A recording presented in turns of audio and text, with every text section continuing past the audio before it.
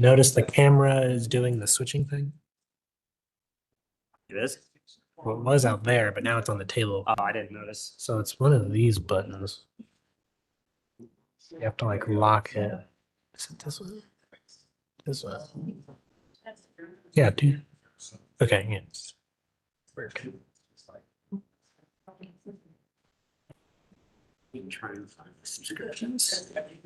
Trying to find development commission's meeting stream sucks. Or the city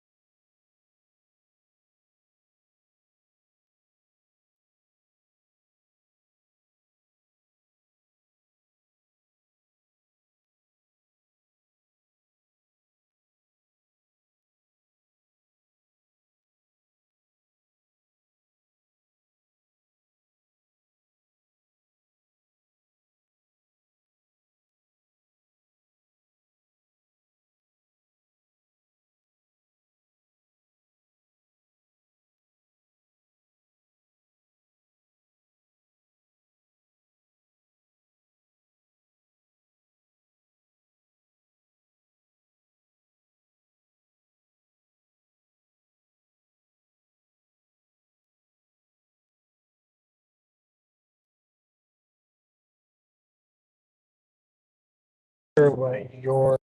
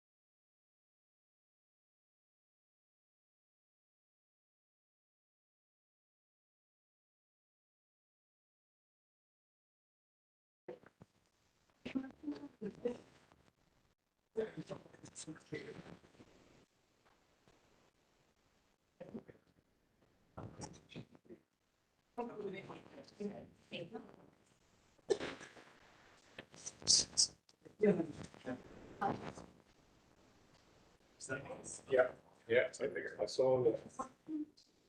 Okay.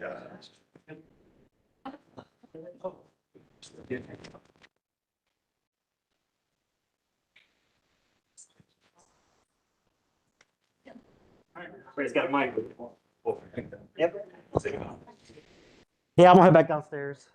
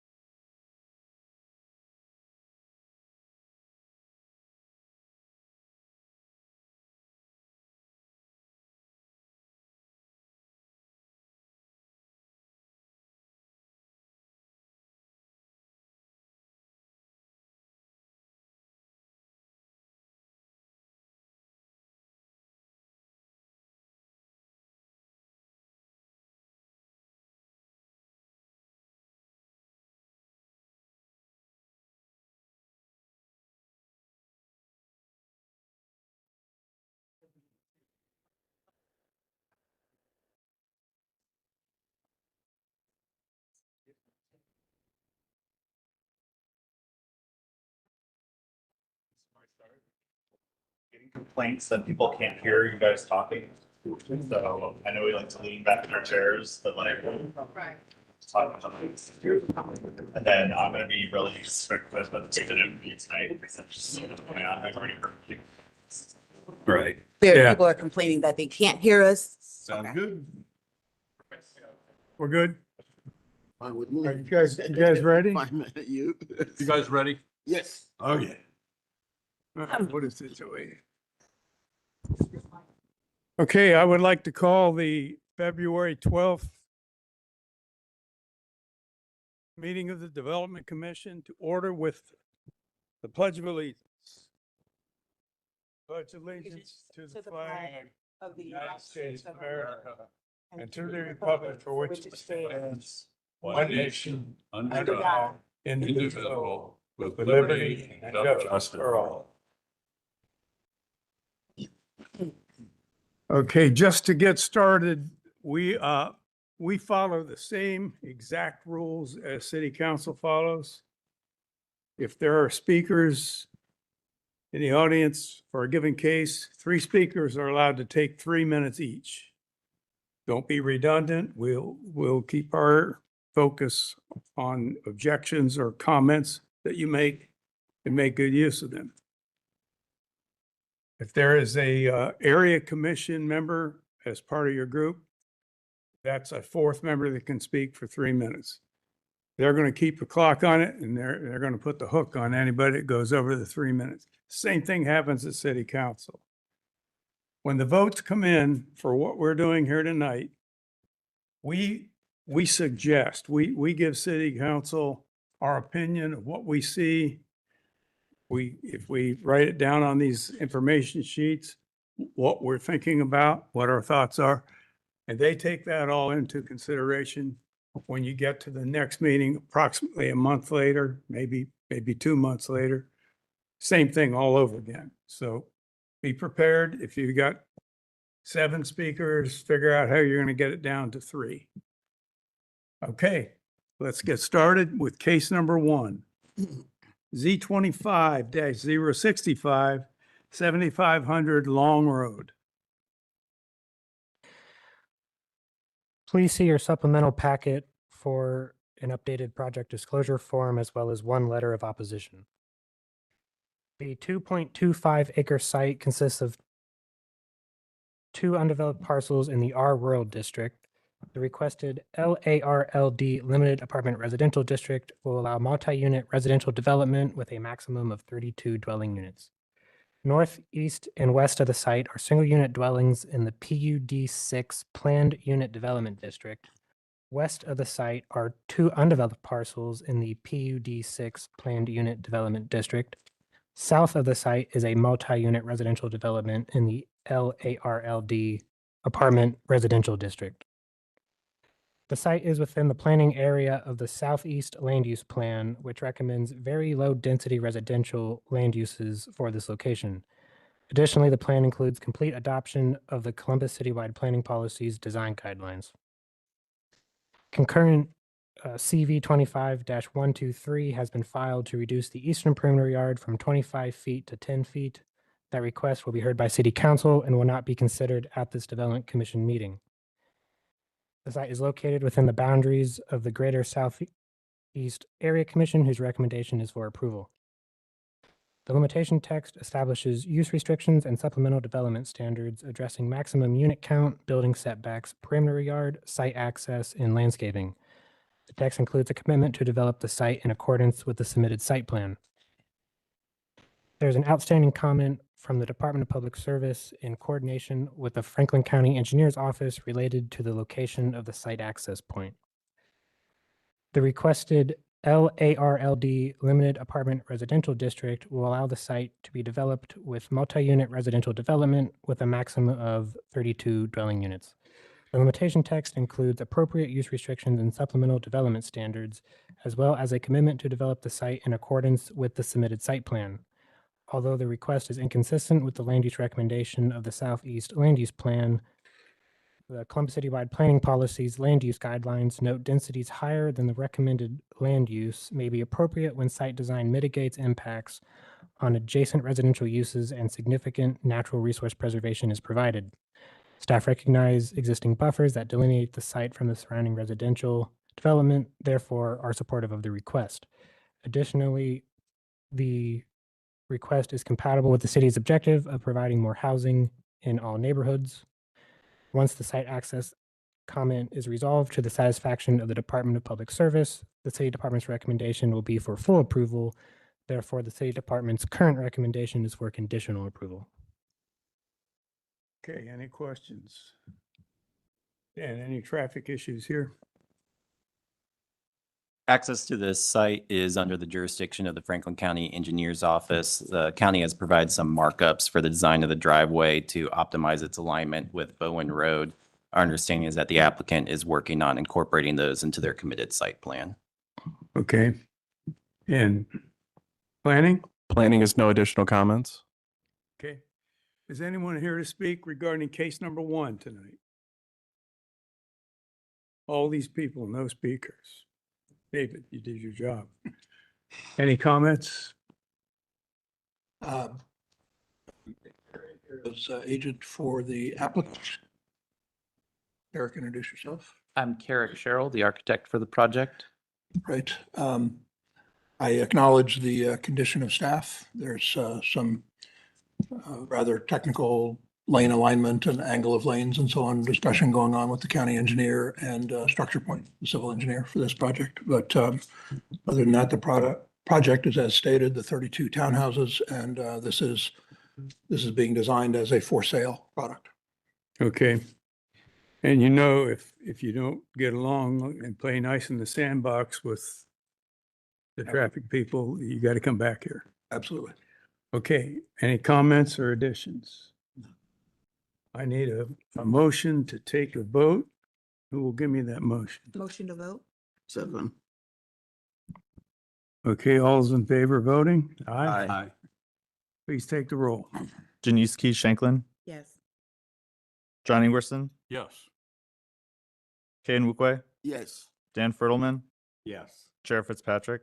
Yes, you are approved. Great, thank you.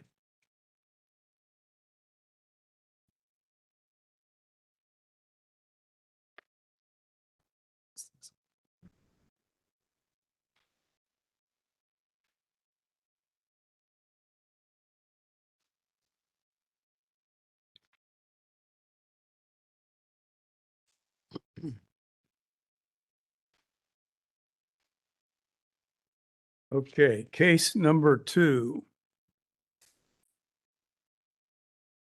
Z25-036, 4860 and 4900 East Dublin Granville Road.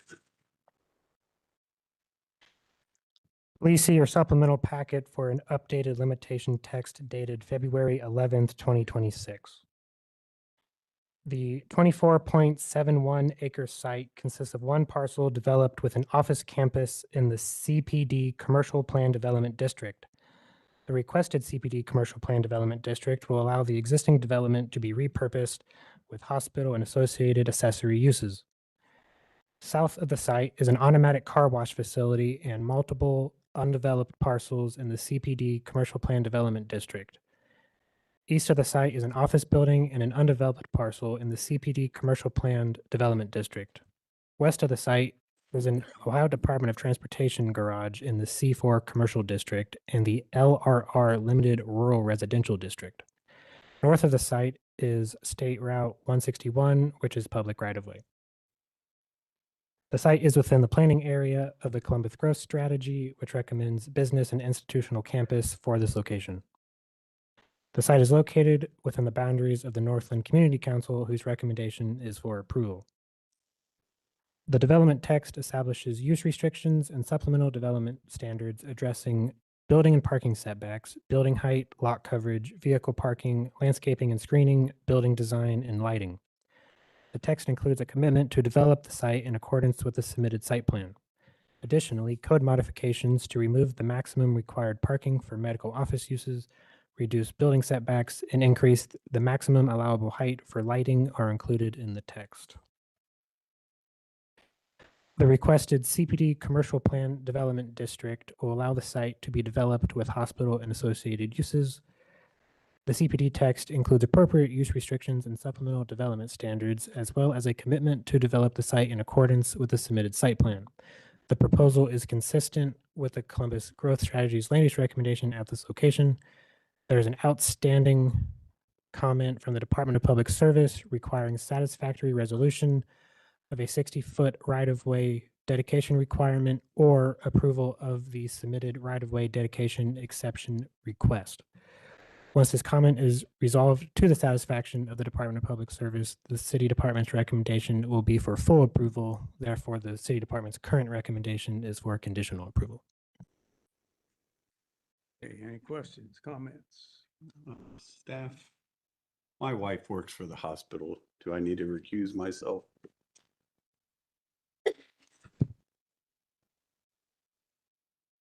Yes, no. I don't think so. I would say We, yes. we have a quorum without you, so Okay. to be on the safe I have side. to recuse myself. If you fall on the floor, we have to resuscitate you. We're going to send you to Grant Hospital. We're good? Okay. Dan, traffic issues? Nothing to add to the staff report. Okay, Planning has no additional comments. good. Anyone here to speak on case number 2?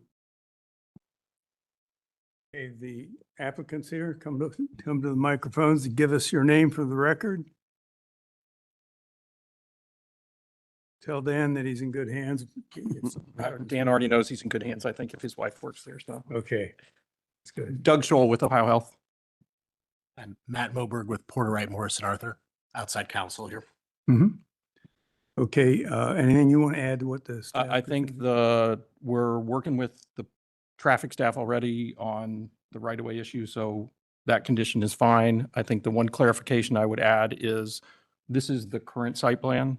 We're currently studying use for the future of the site, so this is not necessarily the final site plan. Okay, if it's dramatically changed, you may have to go back and circulate it, but Yeah. normally hospitals have a unique status in any cities. Yeah, that's why I just want to be clear. We haven't finalized what we're doing. It's a study at this point, so. And if you don't, as I mentioned in the last case, if you don't play well in the sandbox with the city officials regarding the right of way, you got to do this all over again.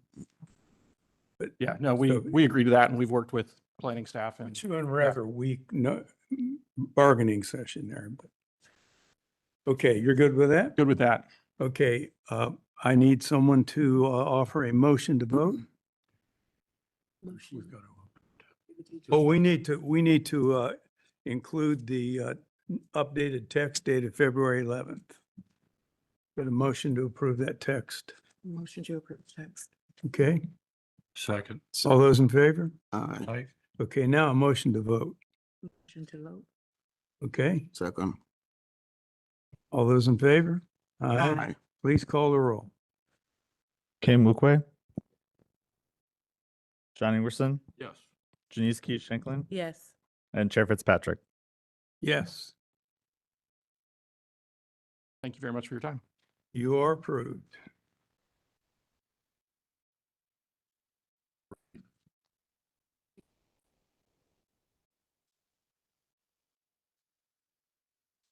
No, nobody opposed.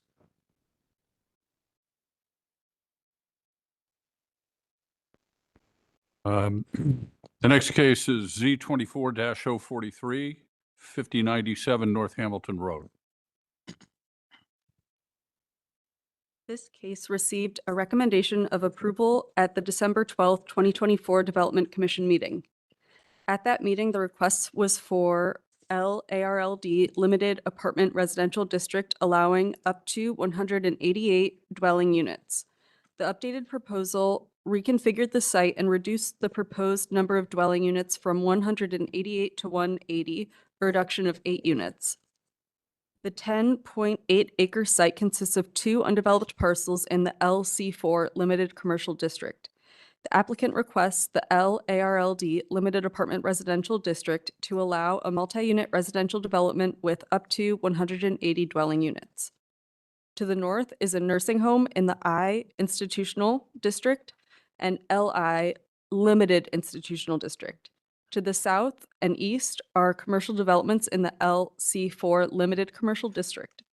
To the west are multi-unit residential developments in the AR12 apartment residential district and LAR12 limited apartment residential districts.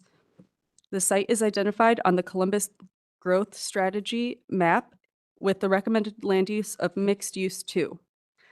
The site is located within the boundaries of the Northland Community Council, whose recommendation is for approval.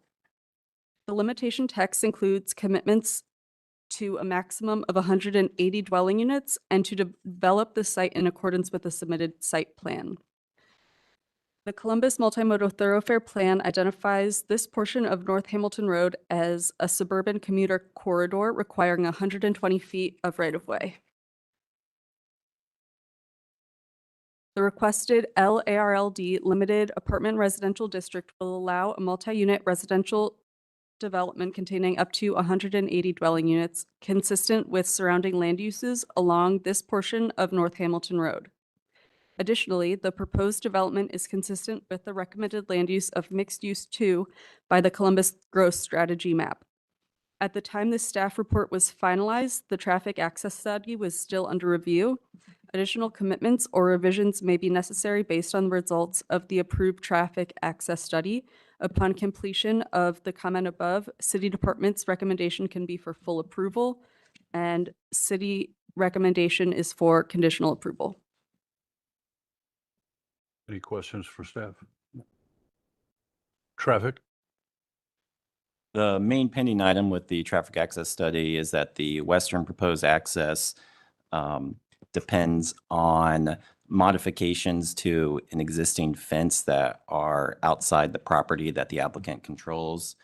So they'll need to either demonstrate that they have permission to modify that fence or propose some other mitigation for review and acceptance. We also have some pending comments on the committed site plan that we would seek to be resolved before the application advances to City Council. Thank you. Planning? Planning is no additional comments. Great. Can we hear from it? Well, let me ask, is there anyone in the audience that wants to be a speaker for this case, number 3? We've got area commission, but if you want to make any comments before David, We can wait for it. you want to wait? Yeah, we'll wait. Great. David? Very brief. Heard this case in October 2024, along with a companion case nearby, a very similar application.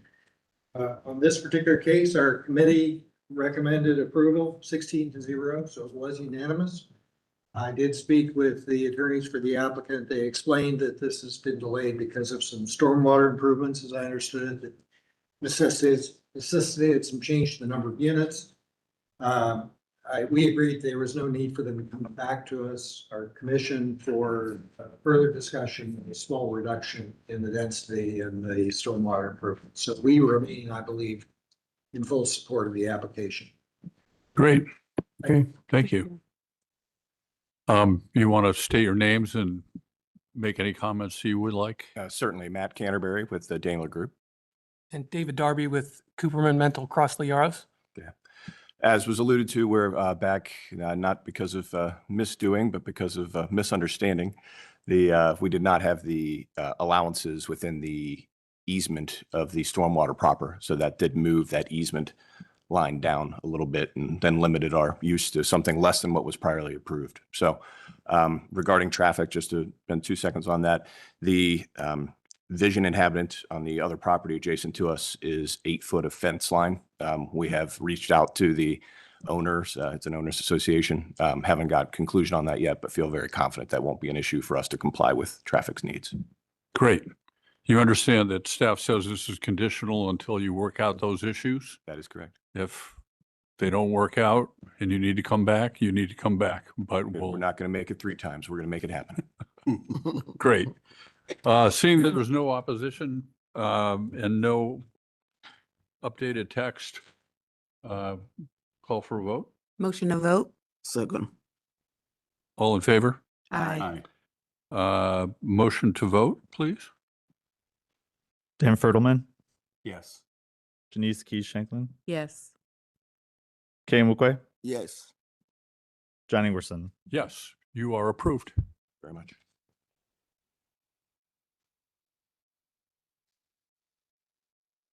Okay. That was number 3. Okay, we are now on case number 4, Z25-038, 7801 and 7089 Olentangy River Road. Please see your supplemental packet for 49 letters of opposition. This case was tabled at the December 11th, 2025 Development Commission meeting. At that meeting, the request was for an LAR 12 limited apartment residential district allowing a townhome development with up to 29 dwelling units. The request has been updated and limits the maximum number of dwellings to 26 units. The 5.24 acre site consists of 2 parcels, one developed with the Realtor's office and the other with a single unit dwelling, both in the R1 residential district. The requested LAR 12 limited apartment residential district will allow for a townhome development with 26 units. North and west of the site are single unit dwellings in the R8 restricted urban residential district of Sharon Township. South of the site are single unit dwellings in the PUD4 planned unit development district. East of the site are offices and a gas station and senior living apartments in the PSC planned shopping center and EU exceptional use districts of Sharon Township. Concurrent council variant CV 25-073 has been filed to vary the minimum number of townhomes in a row, to allow individually platted townhomes on a private street, to reduce the building setback, and to allow fewer sidewalks. That request will be heard by City Council and will not be considered at this Development Commission meeting. The site is partially identified on the Columbus Growth Strategy map with the recommended land use of Mixed Use 1. The other portion of the site is within the planning boundaries of the Northwest Plan, which recommends office land uses at this location. The site is within the boundaries of the Far Northwest Coalition, whose recommendation is for disapproval. The limitation text establishes appropriate uses and supplemental development standards addressing maximum unit count, density, building setback, perimeter yard, site access, parking, sidewalk placement, open space, building design, and includes a commitment to develop the site in accordance with the submitted site plan and building elevations. The Columbus Multimodal Thoroughfare Plan identifies Olentangy River Road as a suburban commuter corridor requiring 120 feet of right-of-way. The requested LAR 12 district will allow a multi-unit residential development with a maximum of 26 units that is compatible with the density and development standards of adjacent residential developments. Although the proposed use is inconsistent with the recommended land uses, staff note that the provided building elevations and the applicant's commitment to preserve all mature trees along the site perimeter within the limitation text as consistent with the Northwest Plan's design guidelines. Additionally, the proposed development is consistent with the recommended land use of Mixed Use 2 by the Columbus Growth Strategy map. Therefore, City Department's recommendation is for approval. Any questions? Dan, traffic issues here? Access to the site is under the jurisdiction of the Ohio Department of Transportation. A traffic access study has been approved for this application, and the necessary commitments have been incorporated into the limitation text. Okay. And is this an upward slope as you come in off of Olentangy? I believe so. Okay. Hunter. Part of planning support was the applicant's previous commitment to preserve all mature trees along the site perimeter. That was in the September limitation text. That's since been removed. We've spoken with the applicant. That was due to worries about tree health, and they've included a commitment to replace any trees removed. and reviewed by Division of Rec and Parks. So planning is supportive of that. Okay. Anybody have any questions of the Hunter? Okay, is anyone here to speak regarding case number 4? Okay. Are you the applicant? Yes, Mr. Okay. Chairman. Is anybody else beyond the horizon? You have your 3 people picked out? Okay, and then 3 other people, 3 minutes each? Got it? Pardon me? 2 other people. 2 other people. Okay, we're good. Please. Hey, good evening. Thank you, Mr. Chair. My name is Molly Gwynn. I'm counsel for the applicant, and present with me is Eric Kometz, the owner of one of the parcels and the developer of both parcels. Since we were here last in December, we have supplemented the site plan and updated the site plan. We've updated the elevations to reflect more of a single-family type use, and we've removed the duplex product. Mr. Kometz is going to be able to tell you that he took heed and looked at the EPCON community that you all directed him to look at and modeled these elevations to be consistent with that as well as the neighboring properties. We do have commitments to full natural materials, metal roofs, and natural finishes. I want to note that we are down to 26 units per acre. The total site density is 5.59 units per acre. Our initial plan showed over 40 units per acre and included an extension to the neighboring Clubview Drive. We've since eliminated that, and we've worked with the Ohio Department of Transportation to provide one access off of 315. We are presently down to 26 units as the plan has evolved over the course of this submittal. I'd also like to note that we have met with the neighborhood on 4 occasions. We've heard their concerns. We've endeavored to address those concerns where appropriate, including providing the neighborhood subject to a non-disclosure protocol with many of our draft diligence materials and findings from our soils reports. We've also made the property available to the neighborhood, and we've allowed them to see the site. We are private streets on this development. I think that that's worth indicating. And we also have privately maintained open space on the development. We do have a 25-foot perimeter around the property that's being respected with respect to the entire site. And we've set aside additional right-of-way dedication, area for additional right-of-way dedication along 315. This is going to offer access to the Rails to Trails system, and this developer will be paying the parkland dedication fee for the development. One of the final items is that the developer has committed to substantial I&I remediation downstream as part of the condition of staff approval, and will be prepared to proceed with that, presuming that they're able to obtain the project moves forward.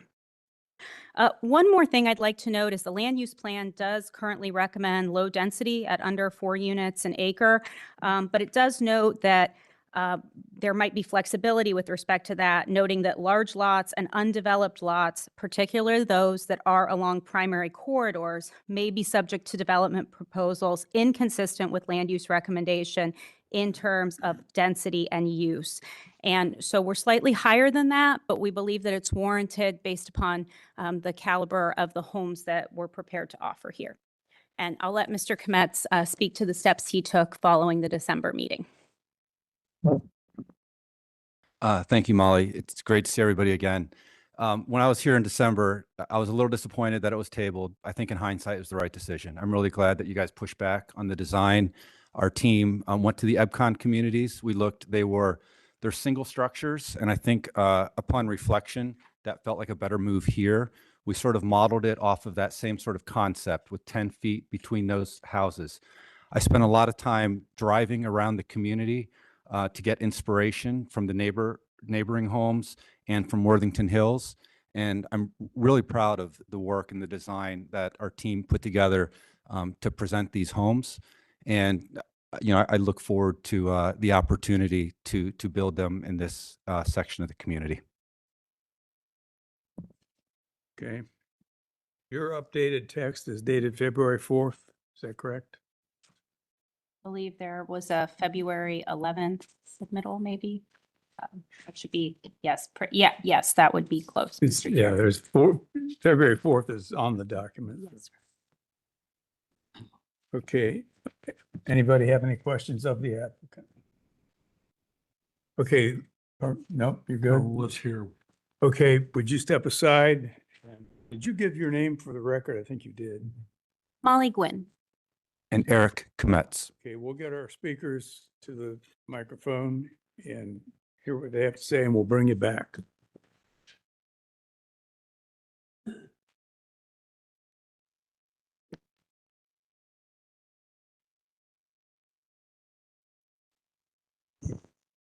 Good afternoon, commissioners and city staff.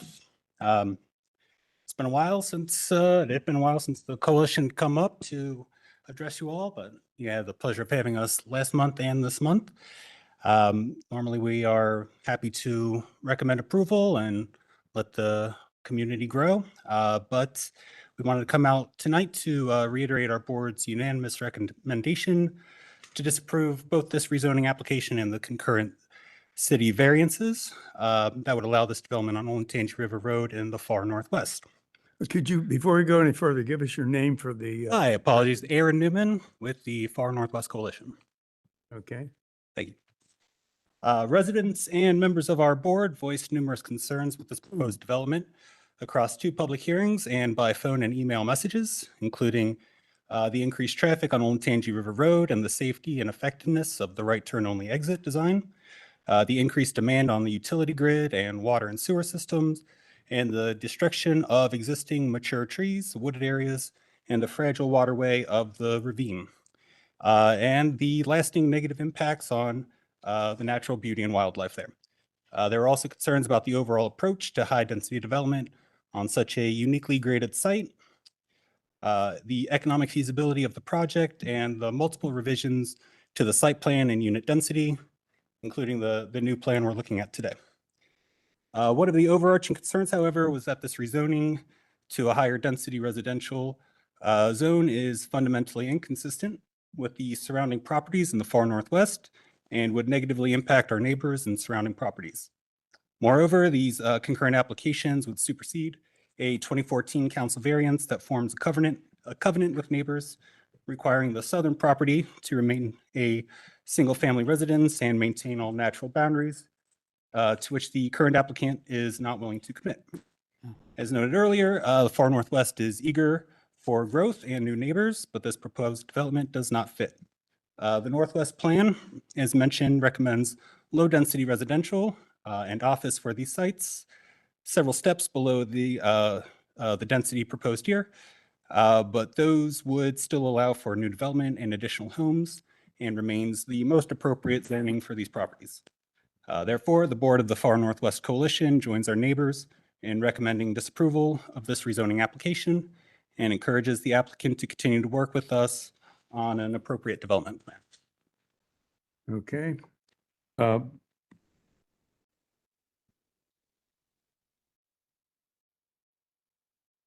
There is a text or some sort of a commitment document that says the south property has to go one way. Yeah, Where does that come from? There's a 2014 variance approved by the city council. Okay, and the variance, that variance would have to be taken through another body. We don't vote on variances. Sure. But the rezoning would allow that variance to be superseded. To be reconsidered. Gotcha. Okay, let's have our next speaker. Thank you.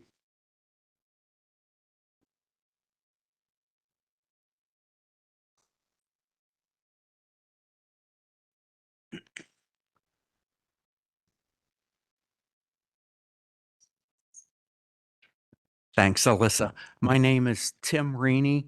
I'm a neighbor to the property.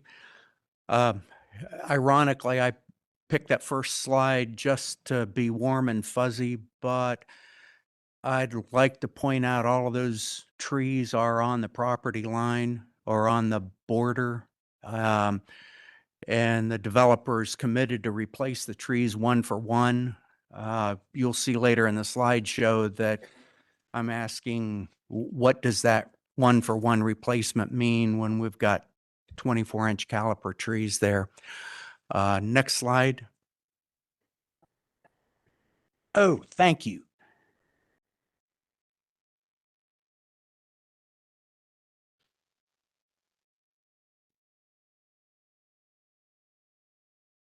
Okay, thank you. Mr. Kometz has made some big improvements since we were here the last time. The architecture is much more compatible with the neighborhoods around us. The, I lost my train of thought, I'm sorry. All the homes are detached now, and that is way more consistent with the neighborhoods.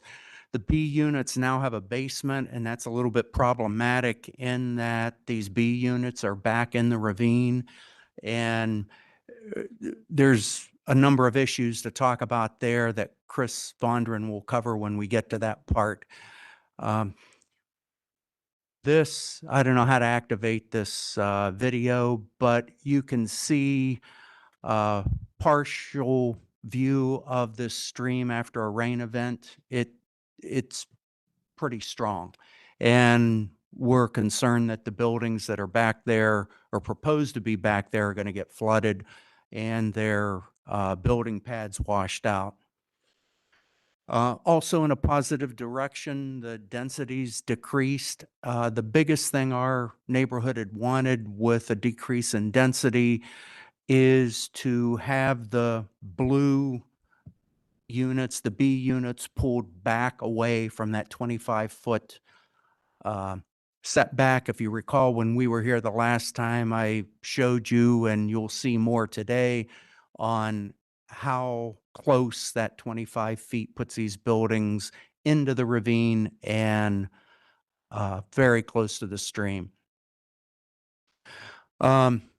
Some of the issues we still have, we need a conservation easement in the limitation text. It doesn't touch that.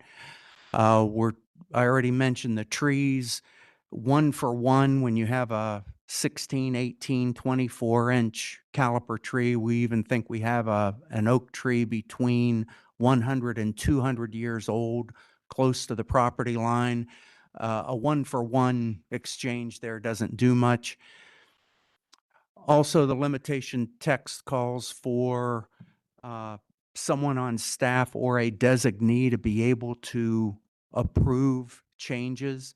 And none of us, you don't, we don't, I don't even think the developer has enough information at this point that he knows this site plan is going to work for a lot of different reasons, and I could elaborate on that.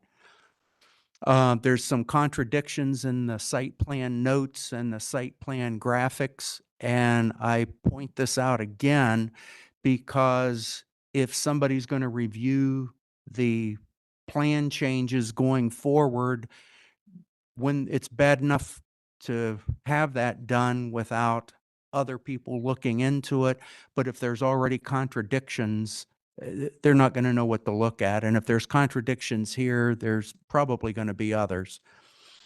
I took a minute to review my notes on what comments were made last time by the commission members. Mr. Fitzpatrick called for commitments in writing, which the limitation text has been cut down as opposed to elaborated even more. You mentioned to help us keep our view, bring in more detail, and there's more detail on the building shown, certainly not with a site plan. And further comments were a unique rather than a rubber stamp type approach to this.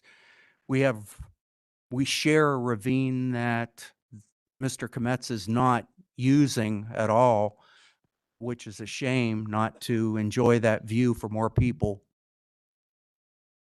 Do we get more time since we only have 2 speakers? Please. Yeah, you got 9 minutes. You got Okay. you got 6 minutes. I'll talk fast. We agree that the land use is appropriate, especially with the recent changes Mr. Kometz has made. but we are looking for a sensitive, sensible, respectful development here. There was an ask to break up the site plan or break up the setbacks. The buildings are still the same. Comments about the entry at the Epcon development. I have both renderings up there to compare the two. Mr. Engelson mentioned this looked like a first draft, and I would agree with that. There's still no outdoor use space. Mr. Kometz has said that he wasn't looking for rear yard outdoor space, but it's going to be pretty tough living inside all the time or only on a balcony. Mr. K, I don't know how to pronounce your last name, so may I call you Mr. K? You'll be able to pronounce it. Okay. You requested a cross-section that has not been provided going back to our property. Our other speaker has one to show you. And you also suggested an aerial perspective that has not been provided, and I think would be helpful for everyone, all of us, even the developer, to be able to see what this project is going to look like from a distance. That's everything I have. I'll pass it to you, Chris. Thank you very much. My Chris, name, you got about 2 minutes. no, I think after, I might have 15 seconds left when it really comes down to it. So if we could bring up the next, Chris, what's your last name? Chris Vondran, Vondran. Try to make this as fast as a good downhill. My name's Chris Vondran. I'm a landscape architect, land planner. Over the last 30 years, 14 of those years were between KKG and MKSK. So my friend Tim had asked me to look at kind of the meat on the bone related to this development plan as it relates to the real site conditions. So I took the development plan, grabbed some GIS information. I overlaid the topo, most importantly, along with some vegetation cover, to actually really look at where this development plan sits related to the existing contours and conditions. The important part of my discussion really is going to focus on the south area, which is the ravine. And we can see that there's a blue line that shows the bottom of the stream. To the north, you can see the contours that show the ravine embankment. And then obviously there are the blue rectangles, which are the development plan. And currently there's a section A, B, and B that I'm going to go through here. But the current plan does have development down in the ravine. Okay, so we did some cross sections. This is looking northwest through in the ravine. And we can see that on the right-hand side, one of the footprints of the buildings is actually encroaching down into the ravine. Okay, that's the current proposal.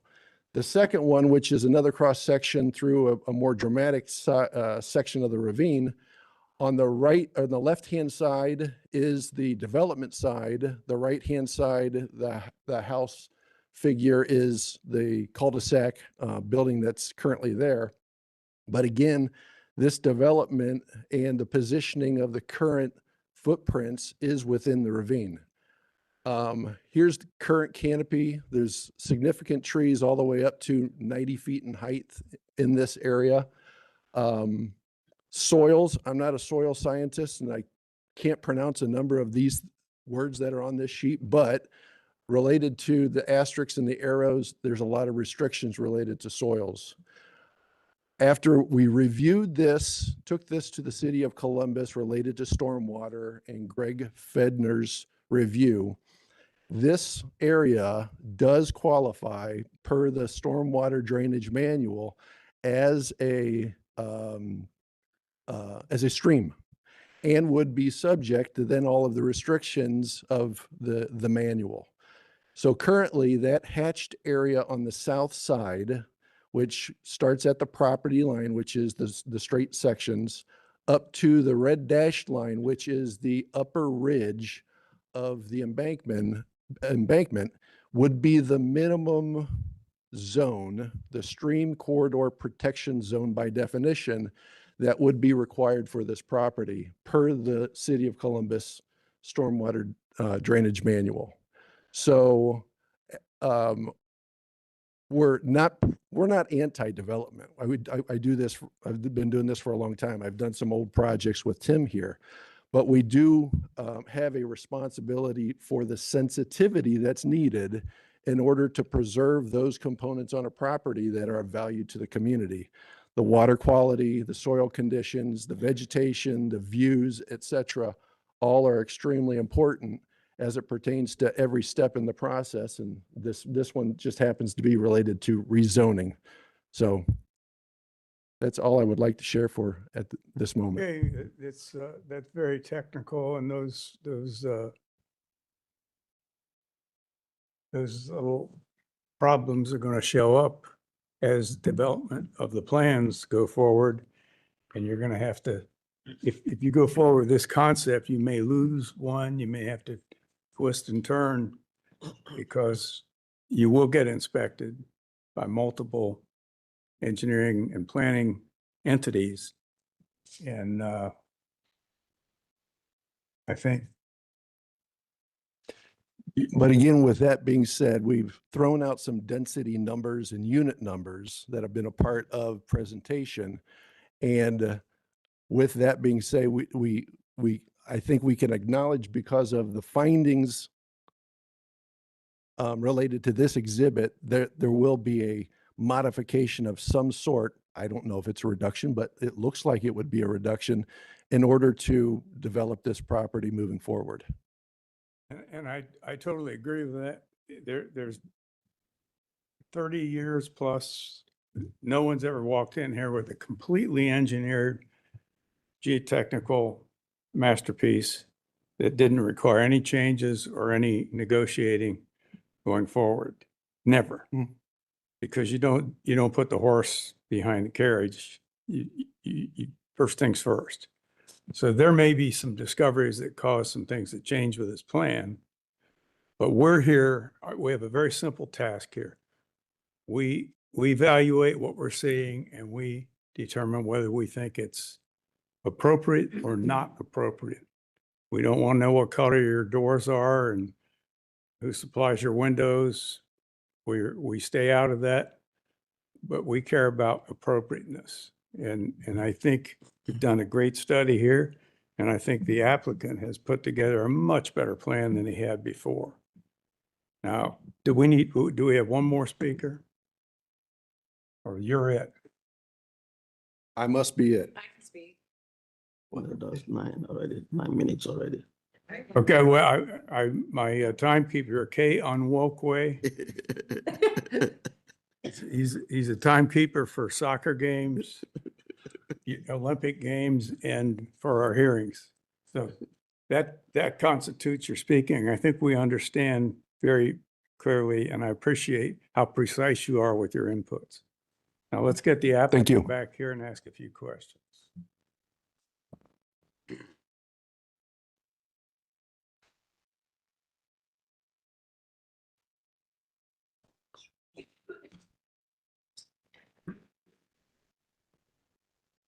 Okay, question number one is the topography and the fact that you're bumping into some mathematical manipulations that say that the corner of this building is knocking over the imaginary line and on the edge of a ravine, which is a valuable commodity in any subdivision or a neighborhood. So that's question number one. What will your approach be if and when you get to these details, which will come up? The devil is in those details, and it may cause a strain on your overall game plan. Are you aware of that? Have you contemplated that? Yeah, this is not the first time we've heard that that's a potential stream. Since I've started this project, the neighbors have challenged the quality and the professionalism of all the vendors and people that I've hired to work on this project. I've been told that we don't have professionals from it relates to engineers to architects, all up and down. I've hired professionals. I have an engineering team at Clangers that put together this site plan. I've got architects at Pato Architects that have put together the architectural drawings. To the extent there is a boundary issue that has been missed up to this point that will be caught at some point, we'll pivot as we have, and we'll accommodate that and address it and make sure that we respect that boundary as we've done every step of this way. I know Mr. Newman, when he was up here, was saying he would like me to work more with the neighbors on this project. For the last 18 months, I've been working with the neighbors. The suggestion that I haven't been accommodating those requests is a little insulting. This project started with the entrance, egress, and ingress coming off of Clubview Boulevard in their neighborhood. That got a objection list of over 1,000 homes of people asking me to get out of the neighborhood. I worked with that. I went to ODOT, as I said on the last time I was up here, and got ingress, egress off of State Route 315. I also had to acquire neighboring property in order to allow a switchback road. They complained about the density that I had. I initially had 40 units. I listened, and now we have 26 units. I've heard complaints about the elevations that are too modern for this community. I've modified that, and now they're very traditional and classical. The goalposts continue to get moved. Very nice. Thank you very much.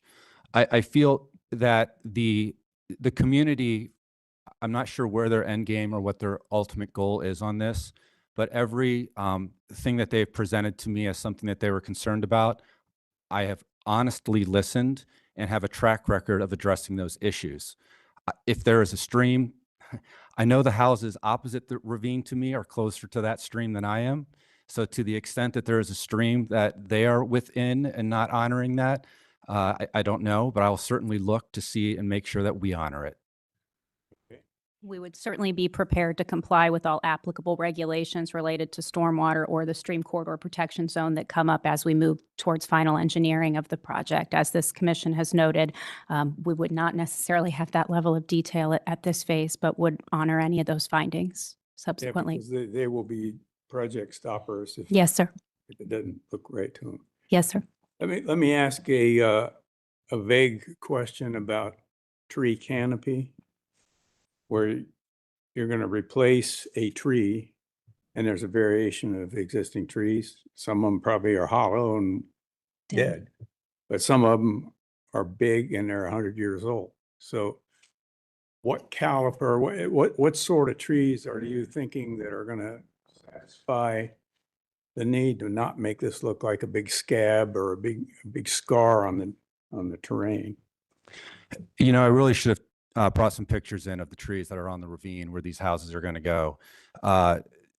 They are not 125-year-old big, thick trees. To put that a little bit in perspective, one of the last times when I was there, I leaned against one of them and it fell. We have had the neighbors on the opposite side of the ravine write to the seller of the home that I'm buying this from as recent as last summer, asking her to take down some of those trees because the limbs are falling and they thought it was dangerous. It looks like some of them may be diseased. These are not huge, healthy, strong trees. To the extent there is a strong, healthy tree there, I'm going to try to preserve it, but I'm honestly, I'm not going to not put a house to keep a tree that has a 2-foot trunk. I mean, legally, I could cut the trees down tomorrow, right? I wouldn't have to come to this board for permission to do that. So I hope this, I'm going to be respectful as much as I can of the trees. I'm going to replace as many as I can. Gas company, get in there before you're standing there with a tank. And don't try to have your subcontractor beat the deadline for some sort of a snail or something that might be hiding in one of these trees, and try to hurry up and get it cut down. Trees are very valuable, and they're not only valuable for the surrounding community, but they will enhance your product, and they'll be needed to warm it up and make it natural for your potential buyers. Does anybody else have any comments or questions? So I don't know if I got a clear answer on, it does look like you might need to lose 1 or 2 units and you're prepared for that eventuality.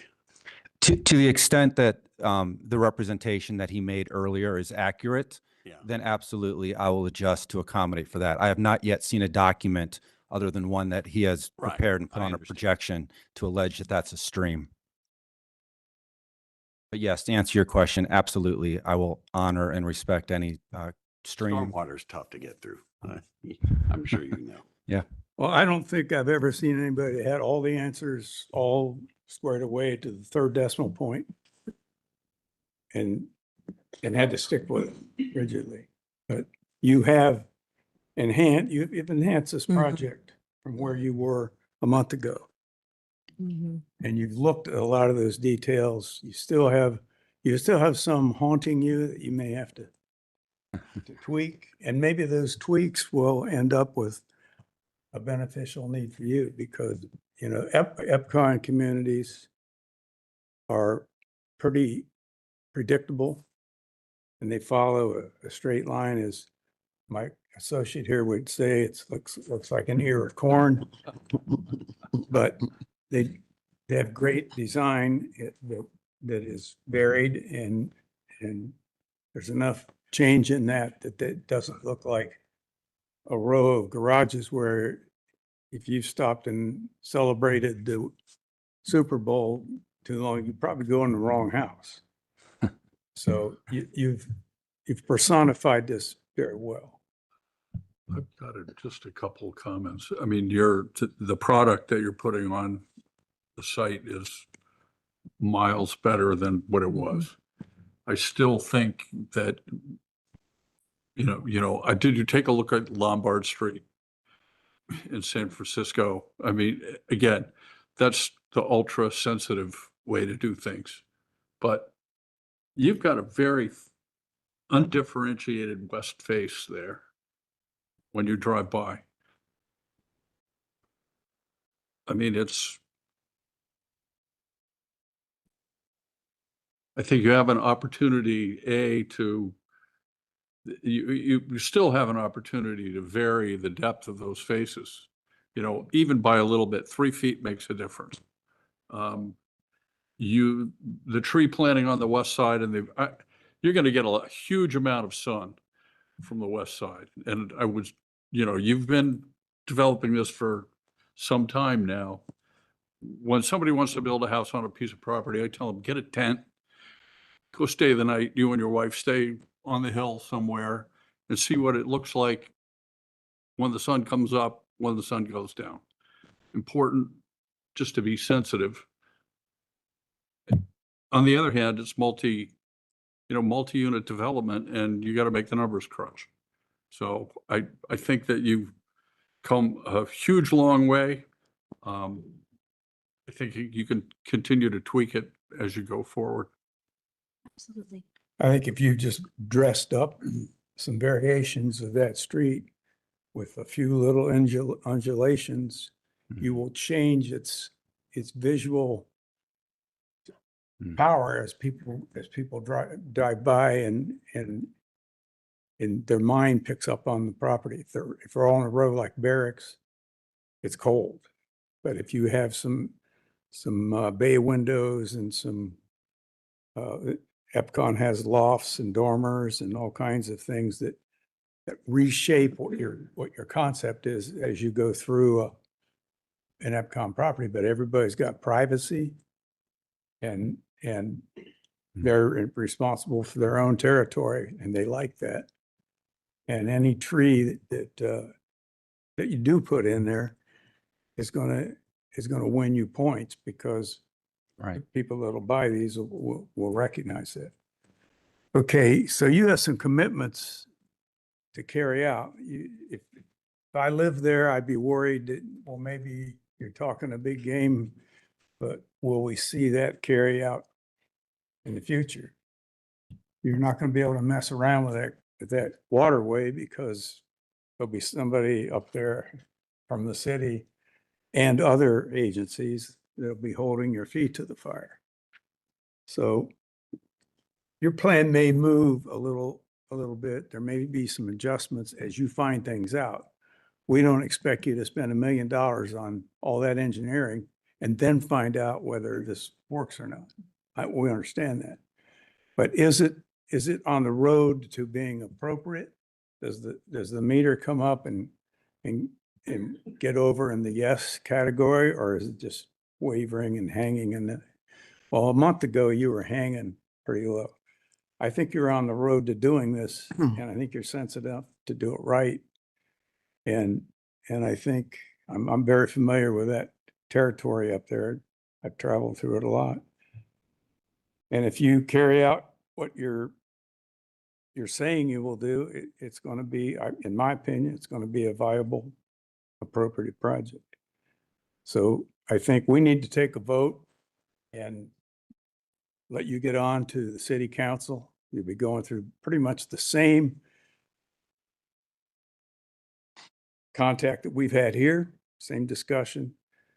And they then will make it happen either as a fact or not. So if anybody else has a question, now's the time to raise it. If not, Let me. yes, okay. I think Kay and walk away. Thank you, sir. Yeah. I would say this is a big improvement from the last presentation. Seriously, it is. And I also give you credit. Where is the landscape architect?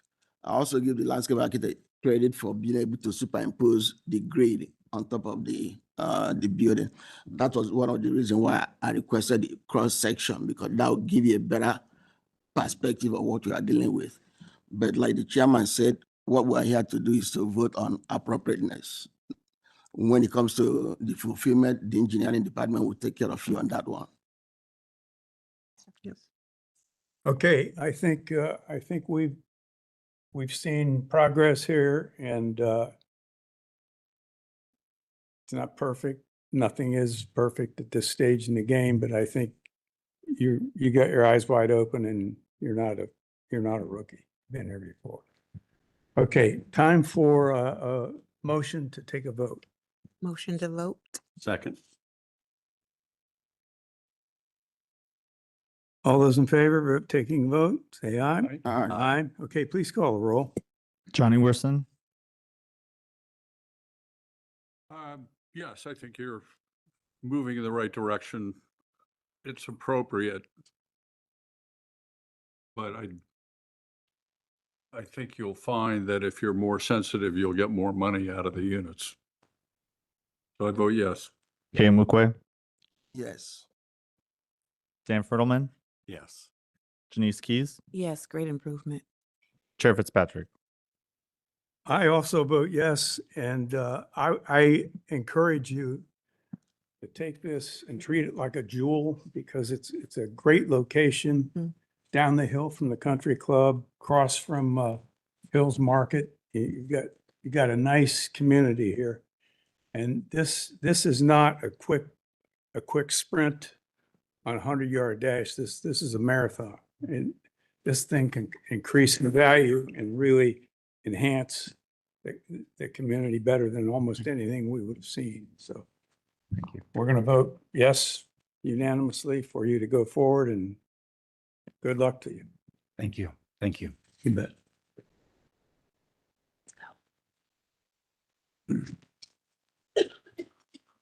Okay, we will go forward with case number 5. Z25-063, 8032 Kennedy Road.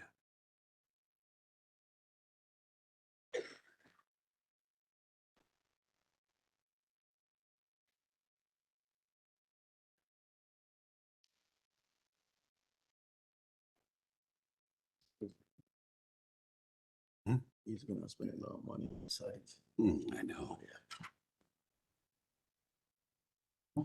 Thank you. Please see your supplemental packet for an updated staff report, Far East Area Commission's recommendation, a site plan dated 2/6/26, and 27 letters of opposition. The 15 0.15 acre site consists of 3 parcels, each developed with a single unit dwelling, all pending annexation into the city of Columbus, upon which time they will be assigned the R Rural District. The applicant requests the LAR1 Limited Apartment Residential District to allow a multi-unit residential development with up to 256 units. North of the site are single-unit dwellings in the suburban periphery residential district of Jefferson Township. East of the site are single-unit dwellings in the countryside residential district of Jefferson Township. South of the site are single-unit dwellings in the R2 Limited Residential District. Residential District. West of the site are single-unit dwellings in the LR2 Limited Residential District. The site is within the planning boundaries of the Far East Land Use Plan, which recommends low-density residential land uses at this location. The site is also subject to full adoption of Columbus citywide planning policies, design guidelines. The site is located within the boundaries of the Far East Area Commission, whose recommendation is for disapproval. The limitation text includes use restrictions, a maximum of 256 dwelling units, and includes supplemental development standards addressing traffic improvements, pedestrian connectivity, landscaping, fencing, and tree preservation. Additionally, the text includes commitments to develop the site in accordance with the submitted site plan and building elevations.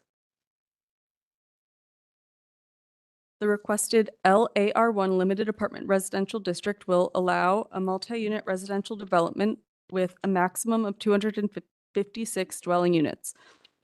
Although the proposal exceeds the density of the Far East Land Use Plan's recommendation of low-density residential, the C2P2 states that projects proposed at a density higher than the recommended land use may be supported if they include a high level of design and when significant natural resource preservation is provided.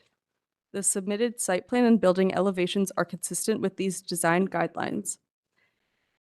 At the time this staff report was finalized, a traffic impact study was still under review by the Department of Public Service.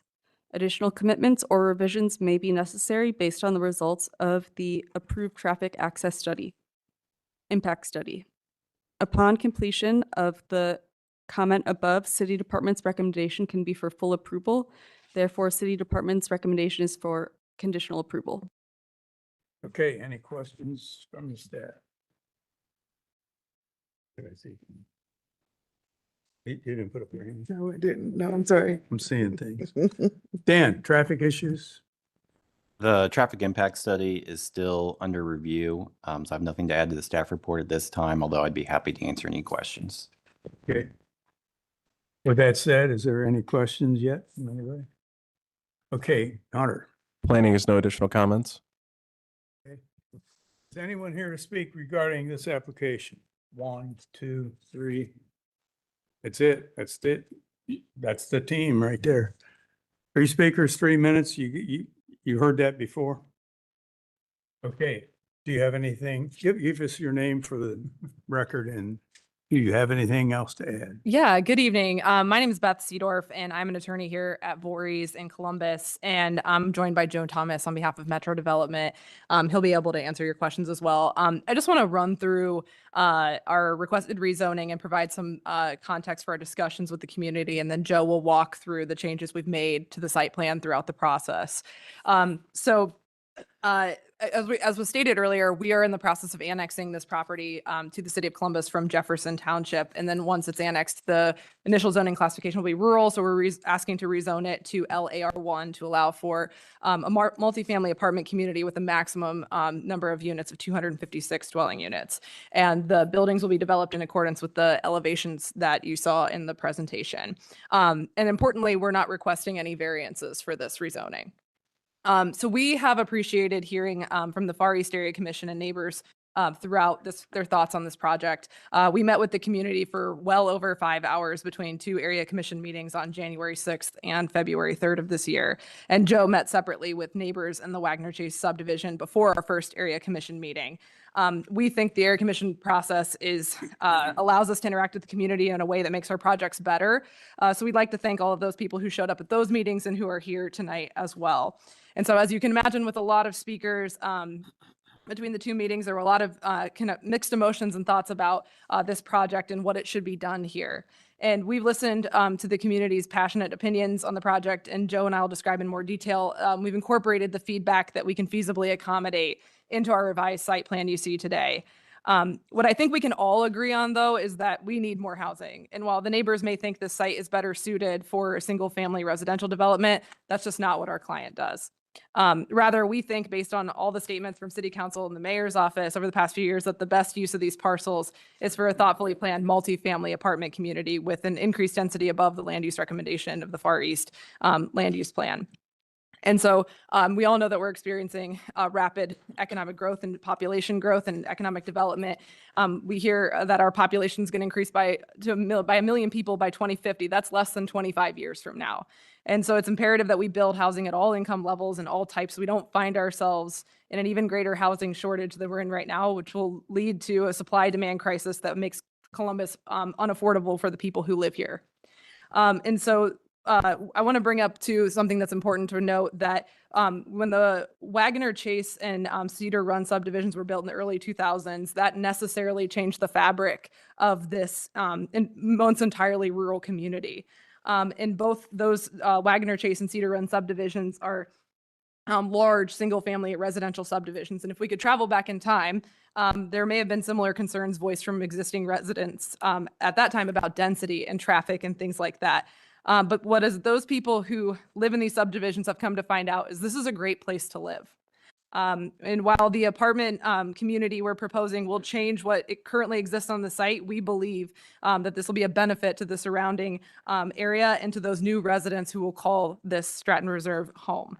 And so I want to highlight just a couple of concerns that were present throughout the area commission and what we've done to address those things. So first, we heard a lot of concerns about traffic from the neighbors on Kennedy Road. So Kennedy Road is both maintained by the City of Columbus and Jefferson Township. People were concerned about how fast people travel on Kennedy Road and the difficulty getting in and out of the subdivisions. And in consultation with our traffic study and the Division of Traffic Management, we'll be installing eastbound and westbound left turn lanes on Kennedy Road, which is at the intersection of where the Cedar Run site is and our site, to make access safer and will not impede the flow of traffic when people are trying to get in and out of the subdivision. Additionally, some speakers mentioned that there were currently a lot of pedestrians who walk on Kennedy Road and that there are no sidewalks, and this is a major safety concern. And as part of this development, we're committing to providing pedestrian improvements along the frontage of the property on Kennedy Road and connecting the site to the Wagner Chase subdivision on Chaser Street to the west. And after extensive discussions, we learned that this property will remain in the Licking Heights School District. And at our first meeting, we heard from neighbors that this community will add additional traffic use or issues with the school buses stopping on Kennedy Road, and then also overcrowding in the school district. And so in response to that, we had our engineers create an exhibit that shows that the school bus could enter the site and pick up kids from 2 different locations or whatever works for Licking Heights, and then could safely exit the community. And we also spoke with Dr. Miller, who then came to our area commission meeting, and he also addressed the overcrowding concern, and he said that there is capacity at all the schools in the district for additional students. And so those are just a couple of the details, and now I'll let Joe handle some specific changes we've made throughout this process to the site plan. Good evening, Joe Thomas, Metro Development. Appreciate everybody's time this evening, and we do appreciate all the input we've received from the residents as we went through this process. And of course, working with staff at City of Columbus, both the planning staff and the traffic division. So, working with Daniel on the traffic study is obviously a process that we go through on every development. We understand our responsibilities with the traffic study. Whatever the traffic study dictates that we do as part of our process, we of course make that as part of our final plan when we do the engineering. But just to give you a little background, from this development standpoint, When we originally looked at this development and made our first, basically discussion point with planning staff because of the annexation process, we submitted a plan that's on the front page of this presentation I put together tonight. We looked at this, from a standpoint of our normal development pattern, our normal consistent densities, and we came up with a plan of 312 units. Working with staff, we thought the best and possible use for this area, because of the existing neighbors directly to our west and directly to our north, both Jefferson Township residents are directly to our north, and of course, City of Columbus residents are directly to our west. We thought the best use of planning was the next page, which gives us simply a preserved wood area that's in that northwest corner. So that wooded area would allow buffer between us on the neighbors to our north, which are the Jefferson Township residents, and also our neighbors to the west, which are our City of Columbus residents. And in that tree preservation area, we also would include a fence that's 6 foot in height, privacy fence in that area. So that was the development plan that we went with in our first meeting with the Far East Area Commission that we had discussions with at that time. What I also noted as part of this development plan when we started this conversation, there was concerns of the residents directly to our west that were outside of that limitation of those woods at the corner in the northwest corner that would also have a view from their backyard into our development. So I also added that row of the 8 foot evergreens along that west property line that's adjacent to the garages in buildings number 2 and 4. So I added additional row of evergreen trees in that area.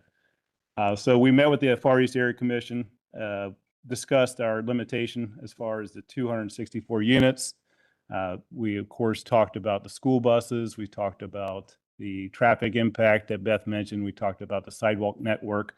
So again, looking at from the standpoint of the traffic, Daniel's office in particular, he made the mention, hey, best possible use for our sidewalk network along Kennedy Road is also to include a connection to the west, which is Chaser Street, the most adjacent street, which is, roughly about 700 feet to the west.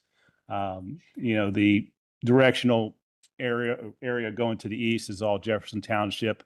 Most likely sidewalk network on that undeveloped area will be consistent with these type of developments, that sidewalk network will continue to the east at some point in time. Well, then we presented our additional plan of the 256 units at the Area Commission on February 3rd. What a lot of directional items was in our first meeting was the impacts on the schools, the impact having a school bus on the front of Kennedy Road, stopping at this location and picking up students. And also what was mentioned was that they would like to see some decrease in density as well as decrease in height on the building number 1 along Kennedy Road. What I presented to the board on February 3rd was, yes, we would decrease the density from 264 to 256, but make an option to the board of, would it be building number 6 in the back or to be building number 1 in front, was kind of the option of which building we best use as a 2-story building. Again, we made discussions with the group and felt like we were at an impasse that night, so I asked for a vote. Well, then came our last application, which is before you tonight. Listening to the neighbors in that February 3rd meeting, I also made additional modifications to the plan. There was discussions of the Jefferson Township residents to the north that they could see our property across that pond. So that's when I added on the north side of the property additional 6 foot tall privacy fence, 8 foot tall spruce trees. Talking to the neighbor directly to our east, he was concerned that building 8 that we previously showed on the previous plans right against the property line, and they were overlooking his pond. So I made a modification of taking that building 8, moving it inward, and actually placing garages there, which add to a buffer there. And then also additional trees along the east property line to buffer between our property and his property. The next page in your guys' pamphlet there is actually the sections of those homes that are on the west property line. And I kind of highlighted where those were as far as addresses in that section. So and also the distances between the buildings and the houses to include the existing trees that will be in those areas. So, for instance, 1184 Tannic Street, 255 feet. 1168 Tannic Street is 160 feet. And then, of course, 1160 is 145. And then the ones that are on the south part or north part of that larger tree section to our west is the Miranda Road, which is the closest neighbor, 7993 is 225 feet.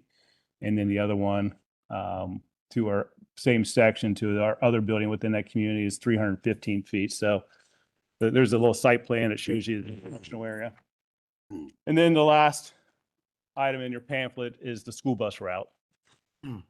We met with Dr. Miller at Licking Heights School District. Sorry, Dr. Miller's the superintendent of Licking Heights. You know, in the past, I've never had quite good dialogue as I've had before with the school system before. You know, I've always thought they were hesitant to discuss allowing school buses to enter apartment communities because of their fear of a lot of cars on the streets, cars blocking access, cars, you know, parked in areas that are really prohibitive for buses to enter. And I showed Dr. Miller or Superintendent Miller that we will design our site, or have already designed our site for access for school buses. And he agreed that this would be good use for his school bus. Now, talking to his facilities people and the managers of the school buses, he made mention that the location I showed here is ideal, but also we may become another location may be better back by building number 5. So it's more central to the community. So the children don't have to walk from the back of the community all the way to the front of the community. So there may be an option of having the school bus pick up at our clubhouse or back in the middle of the site is kind of the discussions we had with Dr. Miller, and he and I would both agree that we would make every allowance. Our streets are already 26 foot wide in the areas that the school bus would route. Our roadway coming into the site is over 32 feet wide already. And of course, you know, with our ability to tow cars as a property management company as well, that, you know, if a car is parked illegally, we have the ability to move them at any time. Of course, we do that, you know, as a commitment to City of Columbus as well for police and fire, if that's the case. But we have designated areas for parking. There's no parkings on the street. You know, we actually have obviously perfect routing for fire and EMS as well in our refuse. So we're here to answer any questions the board may have. I appreciate your time. Thank you. Okay, it's really evolved. Dan, any comments?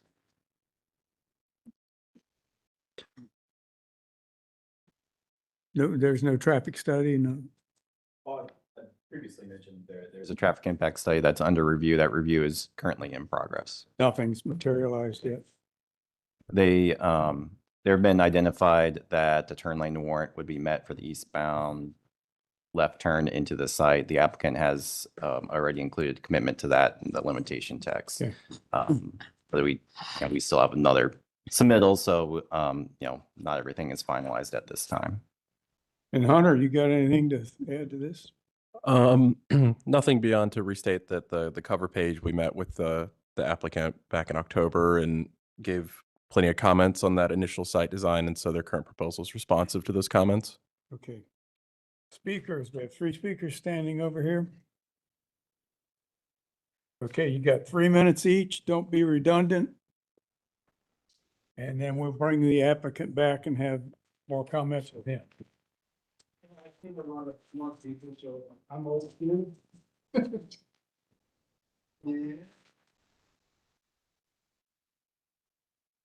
He's done a good presentation. But I need people that don't know what this looks like. I got more. Got another one. Thank you.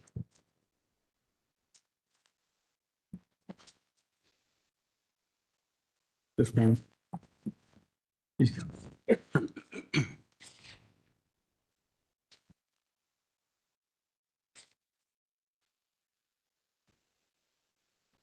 you go to number 1, you can see what this area looks like over the years. Now this is 2024. This is aerial view from Google Earth 2024. If you go to number 2, this is what it looked like in 1995. And if you notice, the same amount of woods was there in 1995 because there's so much water on this land and it's wet. And so the farmers never plowed it down. These are old trees. I got a 200-year-old oak in my front yard. I'm next to the property that's being mowed over. All these roads weren't there. So this is what the roads look like now, what they put in. Number, Sorry. Michael Ginter. number 3, we see the 3 property that they are going to destroy. 8032, 8058, and 8084 are the 3 5-acre lots, each 200 foot wide, 1,000 foot long, that they are trying to buy and mow over. So the old, the woods. Number 4 is the bridge that was built when Kennedy Road was blacktop. So years and years ago, Kennedy Road's blacktop, and it's 3 foot tall. And the next 5 pages is what it looks like. We have our 100-year rain every other year. This is my driveway. The driveway next to me. On the other side of GoldenEye Drive. Ridge off. Behind the house on GoldenEye Corner. That's what their backyard looks like.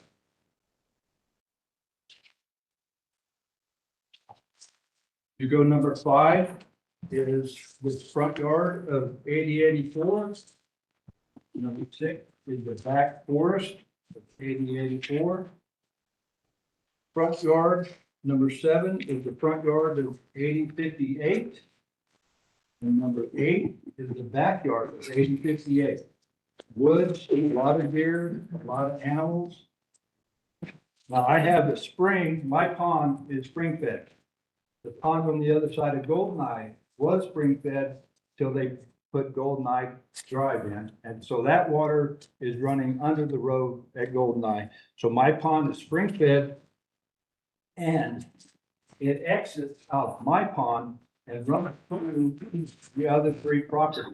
And so it's been there forever. The original lady that built my house and built the pond, she remembered the creek, the small spring running under GoldenEye, where it is now, through their backyard, and they had permission.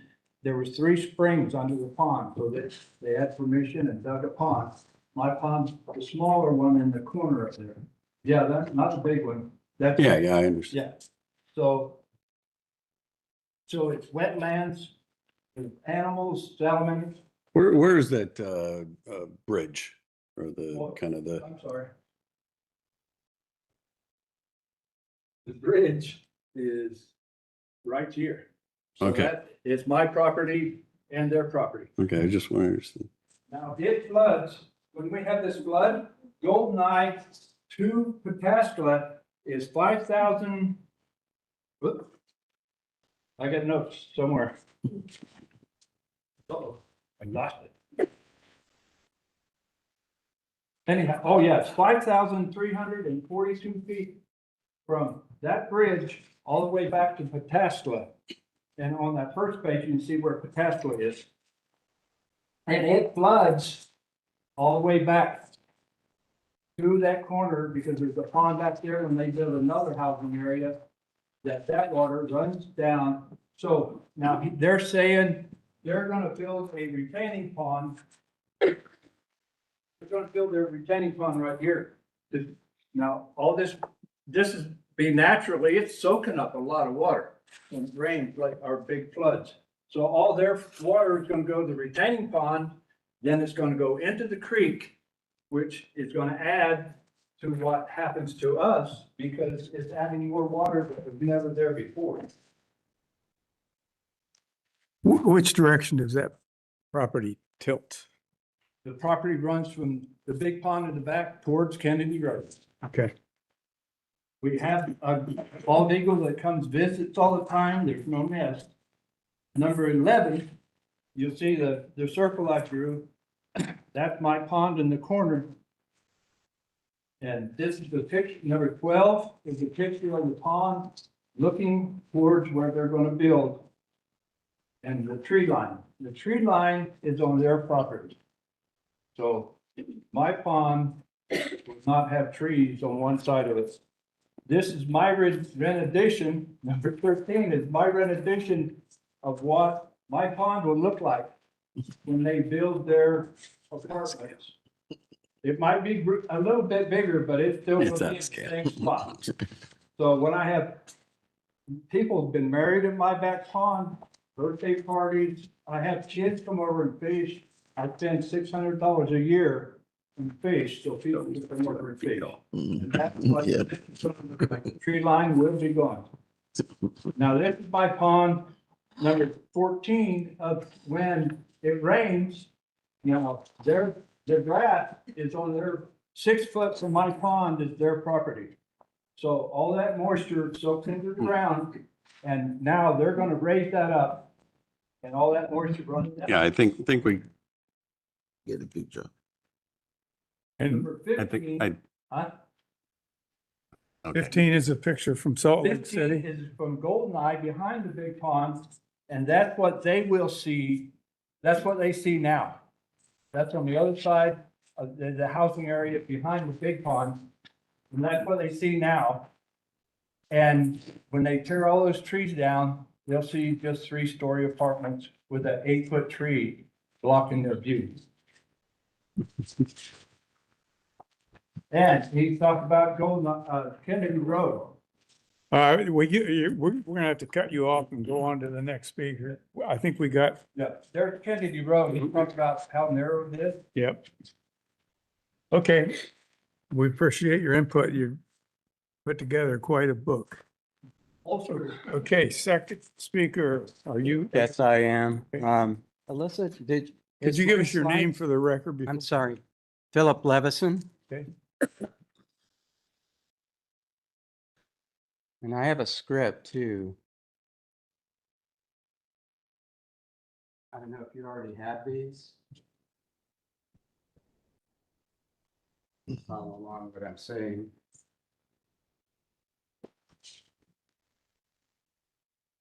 Thank you. Yeah.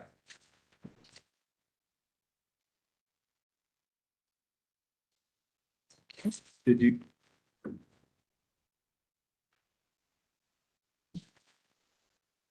This is eating into my 3 minutes, right? You find it? I don't think. I do have a jump card. Can we do that?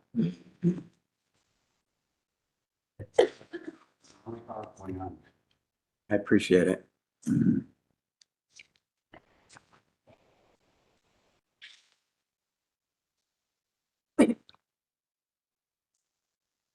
Sorry for the inconvenience.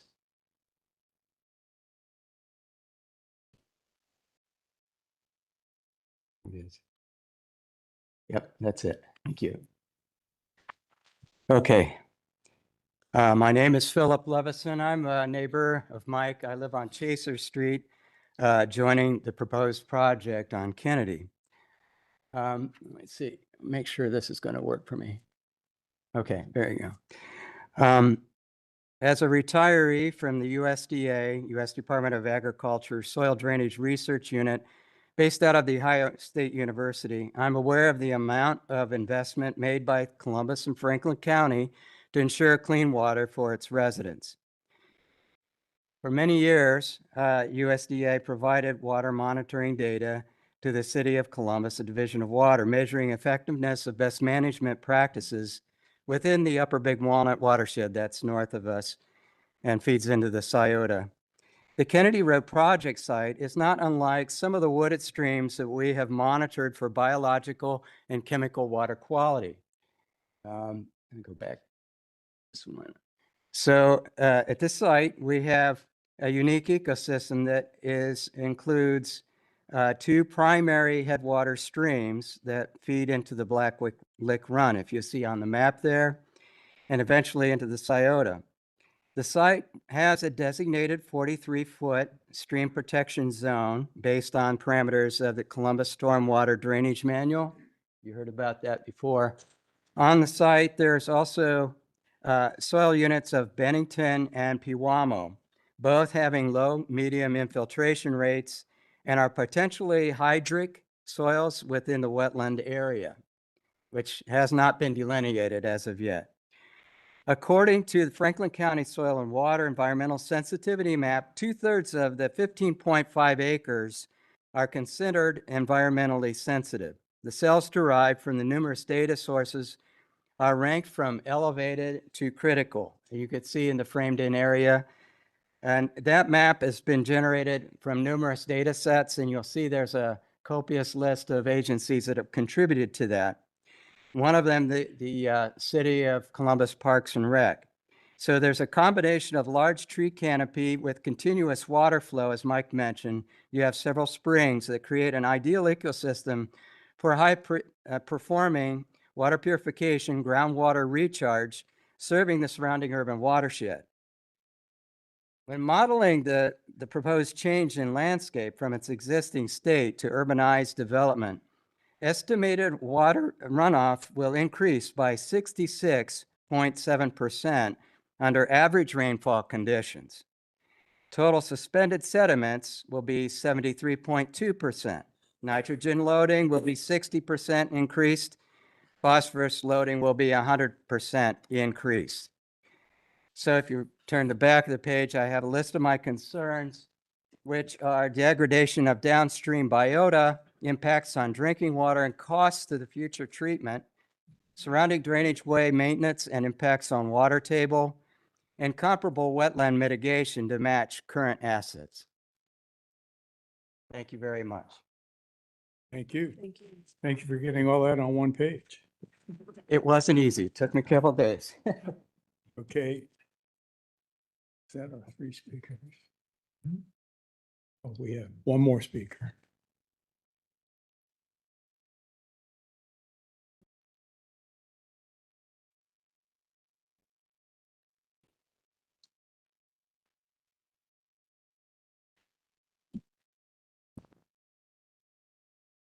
Good evening. Thank you for hearing from the Far East Area Commission. I'm Jennifer Chamberlain, Chair.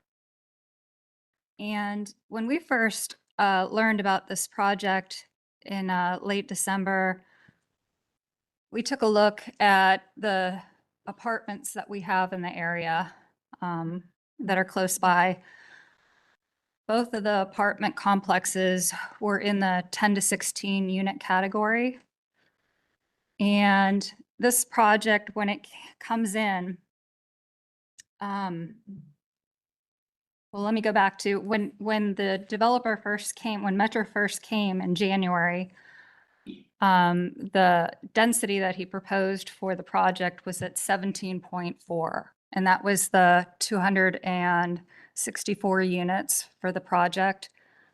And at that time, that fell outside of the 10 to 16 units that our neighboring apartment complexes have. So we asked in January if the developer would consider three things from our area commission. That would give a more likely chance of us giving an approval. And that was to reduce the density to within the 10 to 16, and that was the most important. The second was there is the building that is up front at the right up against Kennedy, and then the rest kind of situate back. So the one that's right up against Kennedy, we asked if that could be reduced from 3 stories to 2 stories. So that way we would have not such a high facade right on Kennedy, right, a step back in a sense. And then the third was kind of what we learned from on McNaughton, is if it most possible to not endanger any of the kids in having to cross a street to get onto the bus. And so we asked if they would consider somehow moving a bus stop, in a sense, within the complex. And that was both for safety reasons and for traffic. So we weren't holding up traffic on Kennedy. So currently, these homes, they're all single-family homes. There's probably a stretch of about 20 of them, each having 5 acres in this strip here. And with those, they're all Jefferson Township. Jefferson Township, I contacted the city planner there, and their housing, how they calculate it, is 1 per 1. So they're in the very, very, very low density for their single family homes. So we're moving from that to now in his latest drop down from 264 to 256 units, which it dropped down to 16.9. So we're still outside of that 10 to 16 category that we would really like them to fall into. Our C2P2 plan calls for 4 to 6. So a low density, second lowest density. At where he came in at originally with a 264, that's the second highest density. And he's still in that category at this point. So we're just asking, we gave a negative recommendation because he didn't incorporate the changes, most important change that we wanted, and coming down to a reasonable, which we thought was reasonable, 10 to 16. And my concern is, why have a C2P2 plan? And why have we agreed to it all these years if, in a sense, you can just say, oh, there's a high level of site and architectural design, which I don't think this really hits that. It's nice, but it's just a typical 3-story apartment complex unit that you see everywhere else. So I don't think that they fulfilled that when the city has indicated in a staff report that the numbers are okay with the density that he last came in at. And I just don't see at this point why we would consider even giving a nod that we did give to the Columbus growth strategy if our C2P2 plan is not going to be held up by city staff. So I want to thank you for listening. I don't know if there's a third speaker since I'm with the commission. No, that's it. We'll get the applicant back and ask a few questions. There wasn't a third speaker, though. Yeah, she's a commissioner. Oh, that's right. I'm a commissioner. All right, let's have our last speaker. Is that you? Yep.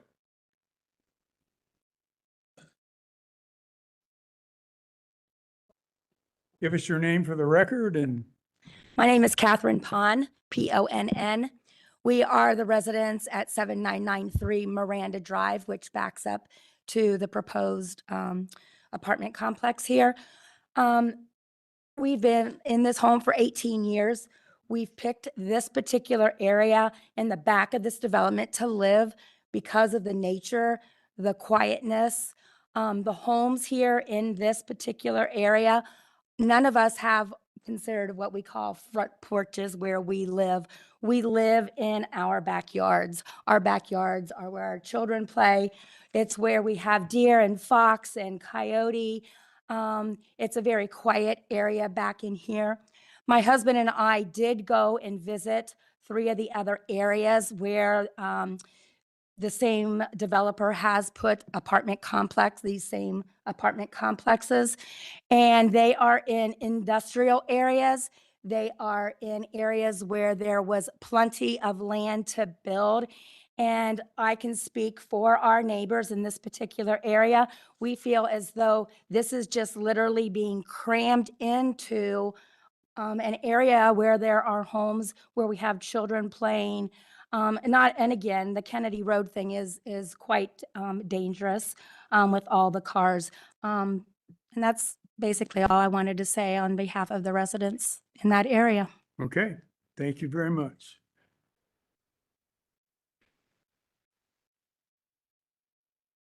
Thank you all. Appreciate your time this evening. As far as our development pattern and how we develop these properties, we're very sensitive about the stormwater.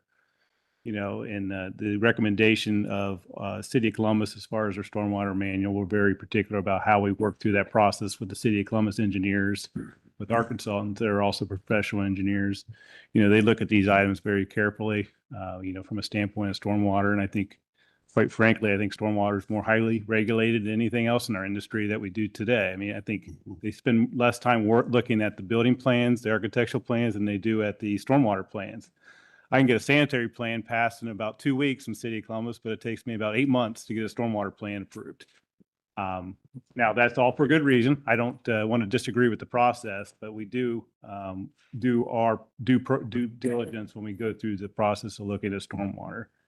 And the same comes with, part of that stormwater is also looking at the environmental impacts. We do look at this with our ecologists and our environmental groups, and they do look at the wetlands, and they do look at the streams, and they look at the stream corridor protection areas, and they look at those very diligently and let us know if there's impacts on those. We'll have to mitigate those, as far as part of the process. And we can't do any development without those items being completed by we actually have a delineation report underway, but as far as right now, we have not completed our stormwater engineering plan. I would also add that you will have a responsibility based on the law that you have to pick up water that's flowing onto your property from above and calculate how to manage their stormwater as well as the stormwater that results on your property. Yeah. So you will actually be a filter and a quarry for other water before it can go downstream to other people. That's correct. And you have no wiggle room because they know how to calculate. So we talked about the other project was here a couple cases ago where you can't do all this engineering yet, but you're going to have to, and then they'll hold you to it. So. And as far as our neighbors to the west, I do agree that this was a piece of ground that has not been developed. Unfortunately, the residents or the sellers on this ground obviously feel it's in their best interest at this point in time that they want to, basically seek out other adventures in their life, and they want to sell this property. The property directly to the south of Mrs. Pond is actually City of Columbus ground. It's always be left in a, parkland kind of existence, is that large green spot to the west of your screen. As far as our mitigation or preservation or buffer from our residents directly to our north and west is why we did select that tree preservation area.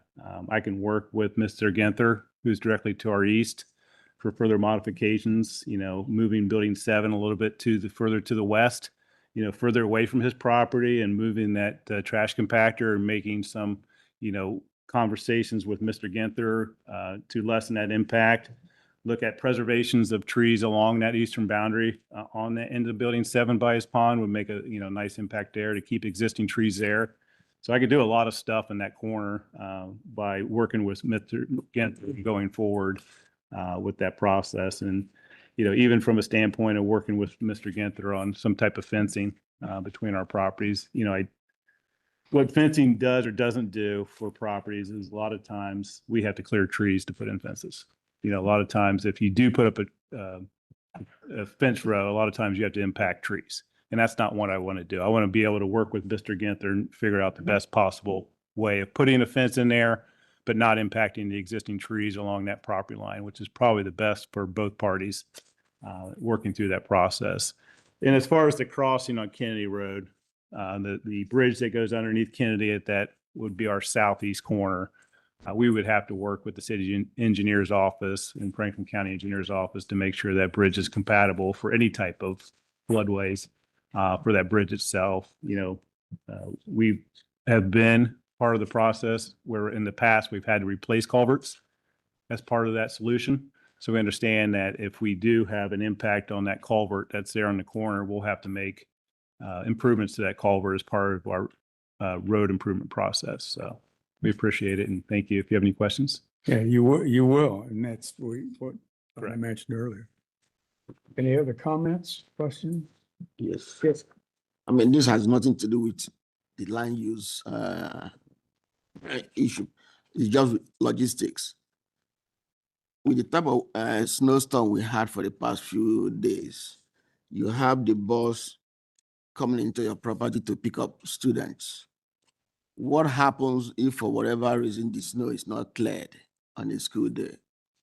How do you? I guarantee our apartment would be cleared before Kennedy Road. Okay. I mean, so let me give you a little history background of our company. So our owner is Mr. Kenny. His daughter, Fran Kenny, married a landscaper named Mike Myers. Mike Myers is a landscaper and does all our landscape business as well as all our snow removal business. So if he's not clearing our site, he may not be married to Don's daughter. So yes, he does a very good job, and you're usually out the evening before a snowstorm, putting down basically the ice, melting stuff prior to, and also clearing his properties before he does anything else. So snow clearing is not only an issue for the buses, but for the fire and EMS access to the site as well.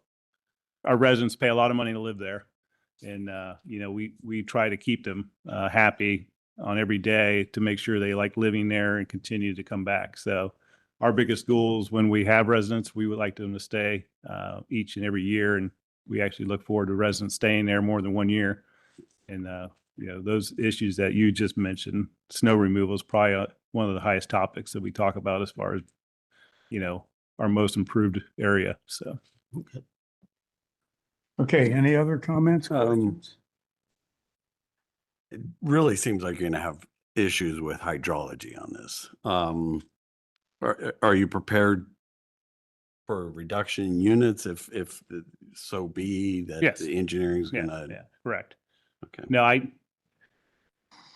mentioned before, if I can't satisfy the stormwater, and I can't satisfy the Ohio EPA, and I can't satisfy the Army Corps of Engineers, I can't do the development.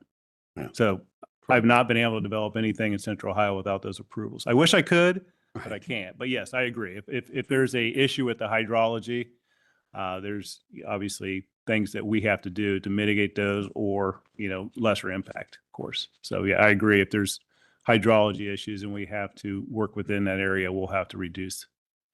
That's usually the first thing that happens on a construction site. Correct. Yeah, the storm we'll have to system. build the pond first. We have to build all the temporary erosion control measures, but foremost get the plans reviewed and approved.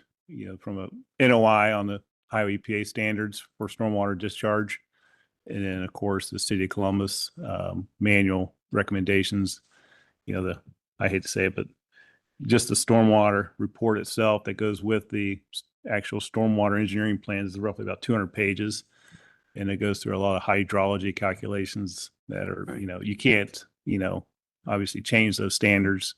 Otherwise, the efficiency of the system has to be correct. So. All right, I think we have an understanding. We have to vote on whether this is appropriate or not appropriate. I need to know if somebody will give me a motion to vote. So moved. Second. Is that to include the updated site plan? Yes. Yes, the date on the active site plan is February 3rd, 2026. 2006. Okay, going once, going twice. All those in favor of accepting the the February 6th, 2026 site plan? Yes.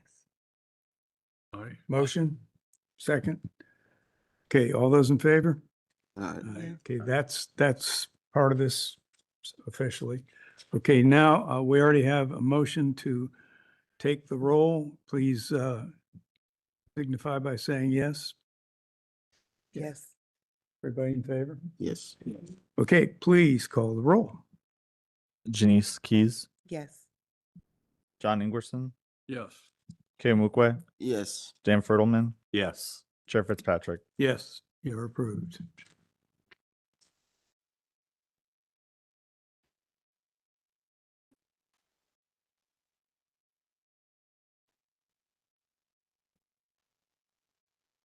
Gonna eat the elephant. Okay.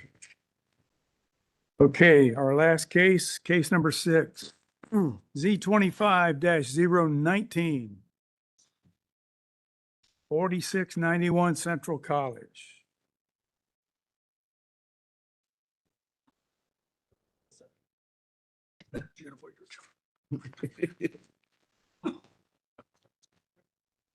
Need to tell him what a job is. Okay, Give him a minute. yeah.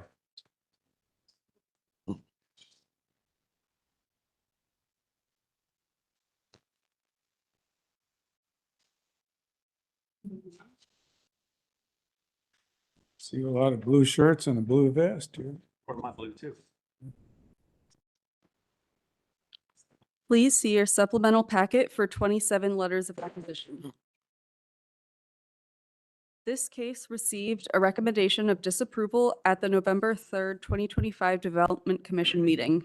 At that meeting, the request was for an LARLD limited apartment residential district allowing up to 175 dwelling units within a mix of 2- and 3-story buildings. The request has been updated and limits the maximum number of dwelling units to 152 units, a reduction of 23 units, and also limits all buildings to a maximum height of 2 stories.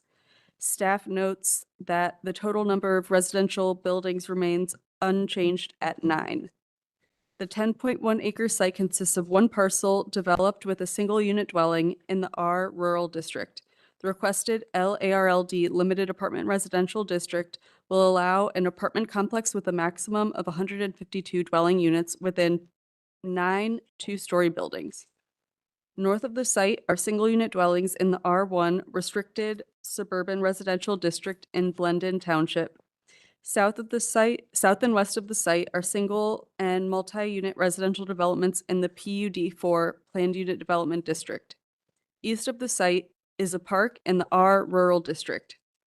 The site is located within the Little Turtle District of the Northland Plan Volume 2, which recommends single-unit residential development at a maximum density of 3 units per acre. The site is located within the boundaries of the Northland Community Council, whose recommendation is for disapproval. The limitation text includes use restrictions, limiting the maximum number of dwelling units to 152, the building height to a maximum of 2 stories, and includes supplemental development standards addressing perimeter yard, landscaping, and screening, and includes commitments to develop the site in accordance with the submitted site plan and building elevations. The Columbus multimodal thoroughfare plan identifies Central College Road as a suburban community connector requiring 100 feet of right-of-way. The requested LARLD limited apartment residential district will allow an apartment complex containing up to 152 dwelling units contained within 2-story buildings in accordance with the submitted site plan. Although the proposal is higher than the recommended density of the Northland Plan Volume 2, the plan does note that if an alternative development pattern be sought for this area, this plan recommends that consideration be given to the surrounding rural setting and land uses. Staff notes that the proposal is adjacent to multi-unit residential developments to the west and townhome developments to the southeast, and that the proposed site plan includes adequate buffering from Central College Road and adjacent uses. Therefore, staff department's recommendation is for approval. Okay, any comments, questions? Dan, traffic? Work has begun on the Central College Olway Road reconstruction project. Although the initial construction activities are focusing on sanitary sewer, the planned additional turn lanes and traffic signal modifications are anticipated to improve traffic operations at the intersection of Central College Road and Lee Road. Okay, and when does that forecast to occur? I would give it a year or two. And that's just off the top of my head. I haven't looked at the construction plan recently. Okay, well, they have to work overtime. We have 12-inch snow poles. Hunter, Planning would also note the applicant has reduced the density further and the heights based on neighborhood feedback as factors for support. density is now what? I believe 14.9.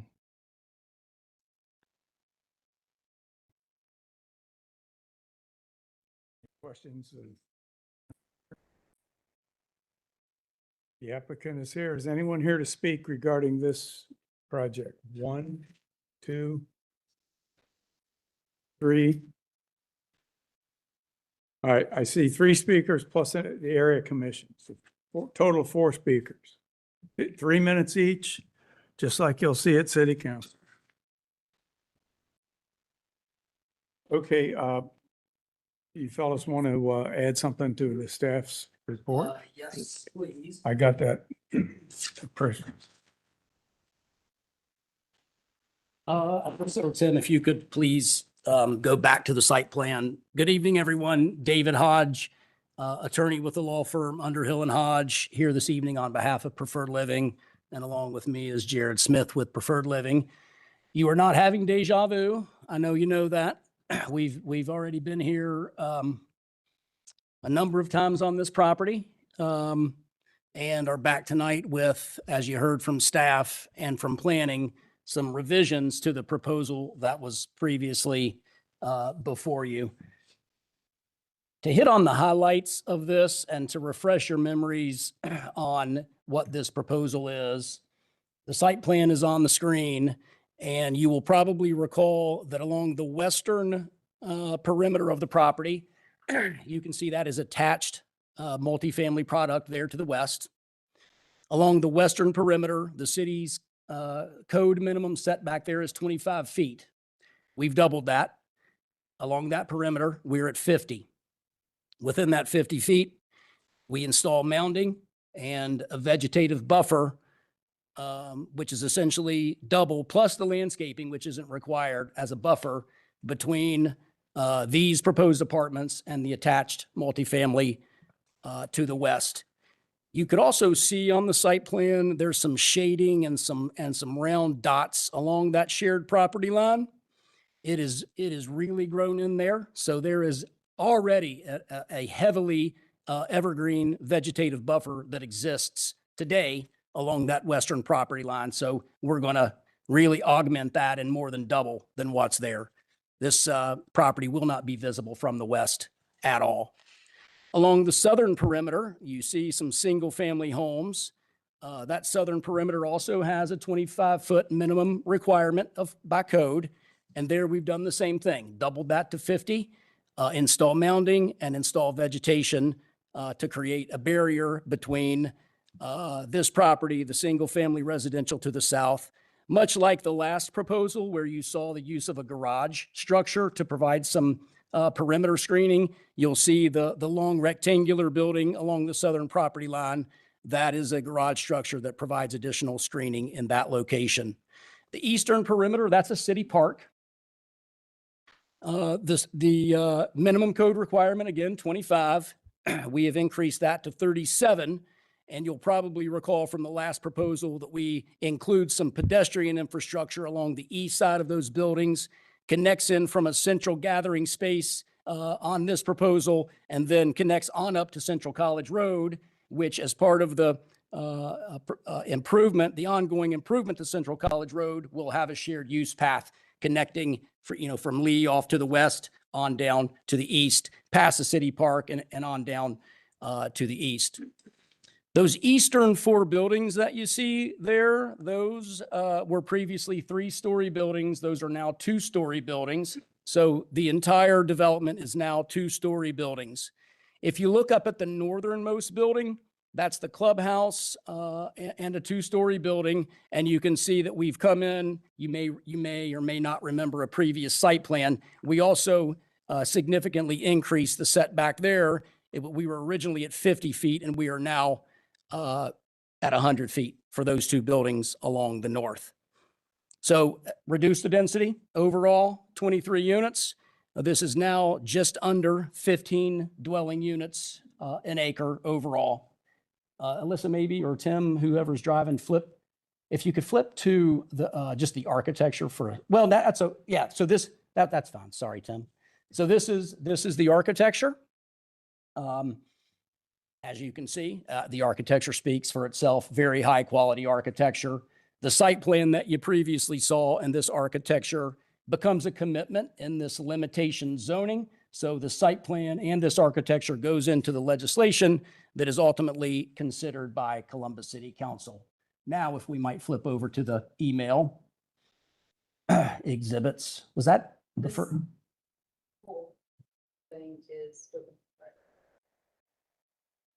Oh, we were already there.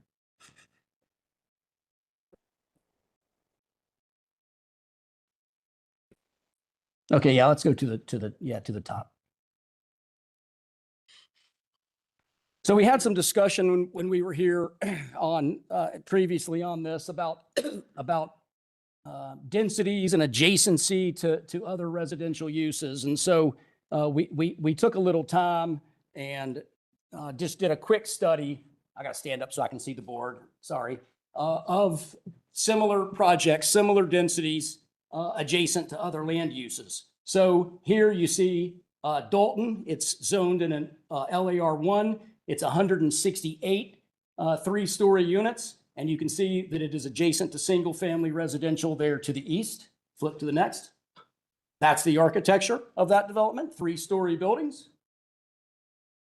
Another LAR1, 128 dwelling units. You see adjacent to single-family to the north, and you see there to the west, attached to the same, adjacent to the same product type that we're adjacent to here on Central College Road. Two-story buildings. That's the architecture of that development. Another LAR1, 144 dwelling units on Worthington Galena Road. You see single family to the west, single family to the north. And if you flip to the next, those are three-story buildings. Next slide. South side of Thompson Road, an LAR1, 312 dwelling units adjacent to single family to the east and to the south and to the southeast. Three-story buildings.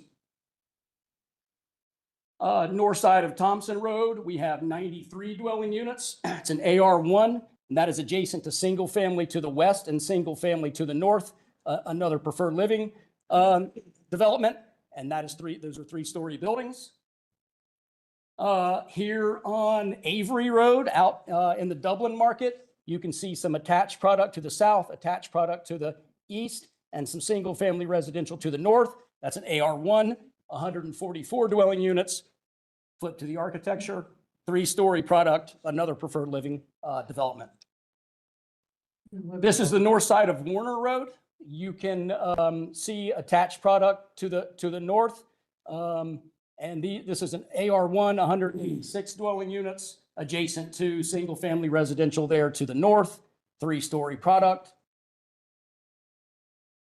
This is one that is not a preferred development on Shannon Road, relatively recently before this commission, an ARLD. So that's at least 17.4 dwelling units an acre, and that is adjacent to single-family residential to the east there. It's an old aerial photograph, but it's a developed subdivision to the east. The last slide here, as it relates to this subject matter, you see the subject site there on the left-hand side of the page. You see down about, I don't know, Jared, you measured this at one point. 800 yards. About 800 yards to the east, an LAR1, 180 dwelling units, three-story product with single-family residential to the west and single-family residential to the north. In front of you is a exhibit we created. This exhibit is somewhat self-explanatory. When you look at it, you see the site there cross-hatched. So you see where we are, and you see the extensive other zoning classifications in the immediate vicinity with AR12, with C4, which are some residential hotels, AR1, et cetera. And, you know, we certainly appreciate the opportunity to come back. We came through this process a couple times. This site plan has been revised any number of times. Started out with a very different treatment along the west side with the buildings oriented the other direction. Listened to feedback and concerns about balconies. So rotated those buildings around so there's no balconies at anybody's yard. The entire project was 3 stories. Came back and modified so that about half of it was 2 stories. And now we're back tonight with all of it being 2 stories. Wanted to come back an additional time and engage the Development Commission in a conversation. I've certainly probably worn out my welcome with this commission with the policy discussion that I've made to you a couple times. I stand by the policy discussion, and you know, we are in a time of change here in the city, and we're in a bit of an evolution in the city in terms of how we are evaluating proposals and what we need from a housing stock perspective. But one of the things that you know, you guys recently heard the growth strategy that went on to city council and got approved. And one of the things that that talks about is creating neighborhoods that have a mix of housing types. And so it's been my position for a long time. It certainly still is that this fits the bill. We're here, as you heard from city staff, with their unconditional recommendation of approval. And we'll certainly hear from Mr. Paul and the neighbors again. But at the end of the day, we do respectfully request that you send this on to city council with a positive recommendation and allow city council to make this ultimate decision. Jared, I don't know if there's anything I missed or anything you'd like to add. Saw my pretty markup with Sharpies, but I think that's probably. This is your work here? Really hard on. Can I get you to sign this? Okay, we'll bring you back to the table after we hear our speakers. First is Dave Paul.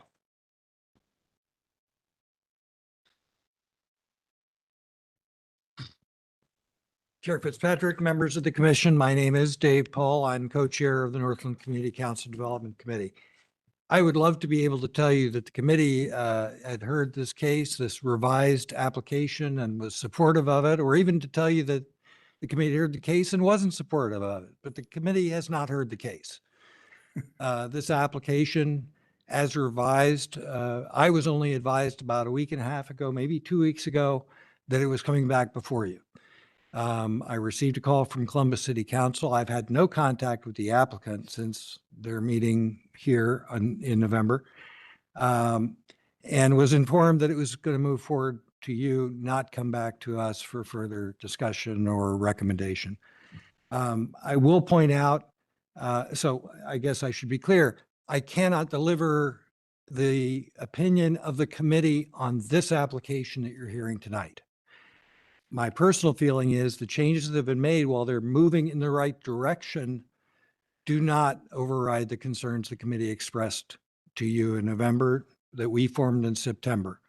Briefly reiterate that in addition to the density, which is now, we believe, actually about 15.1 units per acre, I think another speaker will address what we think is a discrepancy there, but nevertheless, the change from 17.49 to roughly 15.1 units per acre is not, we think, sufficient to override concerns about density when adjacent to primarily 3 to 5 unit per acre developments. We're still concerned about school transportation, about traffic. And again, I understand there are improvements coming, but we are not sure when they're going to be here. Lack of nearby mass transit services, potential for vandalism and theft of numerous ungaraged vehicles, and reduction of quality of life for existing property owners and residents within the district. Unless you have questions for me, I'll stop there because, as you know, you have many neighbors to the property, as well as some of the members of our committee who have studied the revised application and are prepared to give you some thoughts on that. Okay. Thank you for your input. Okay, who are our 3 speakers? Okay.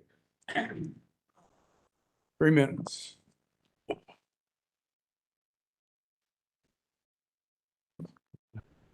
Good evening. I'm Matthew Ward, Board President at Asherton Grove.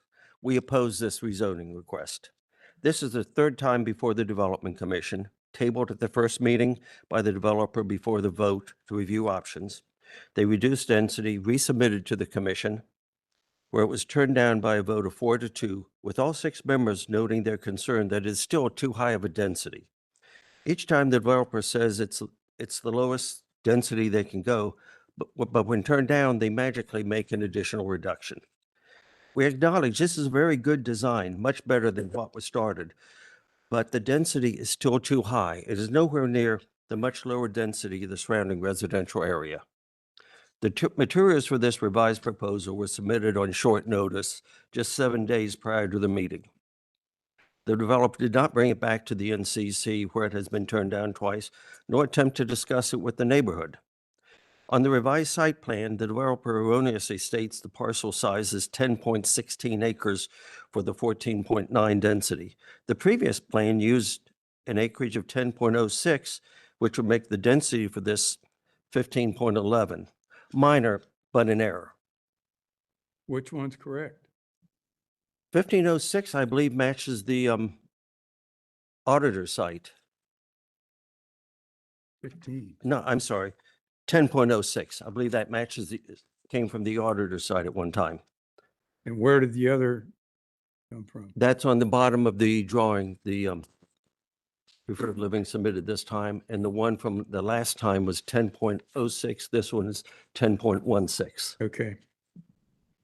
We understand the housing crisis and support the city's efforts to address it, but they also need to consider in rezoning requests how the surrounding area is zoned and affected, and the existing property owners invested and bought the properties their homes are on, counting on surrounding development to match the city's master plan. There's been a united effort by the residents, homeowner associations of this area, and the NCC working with the city to limit development to about 3 units per acre for many years per the current Northland plan. Alyssa, can you put our chart up? This is plainly spot zoning, which indicates a deviation from the long-term plan that is not justified here.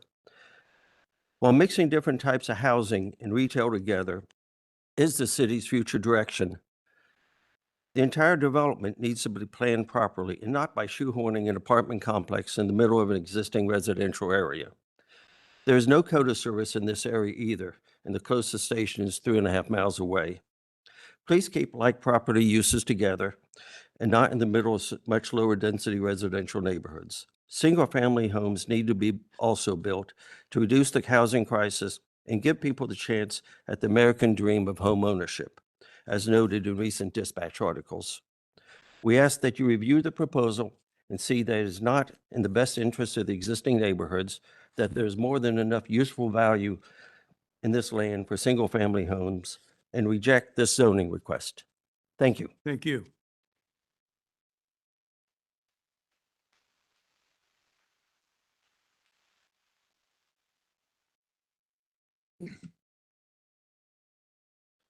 Hello.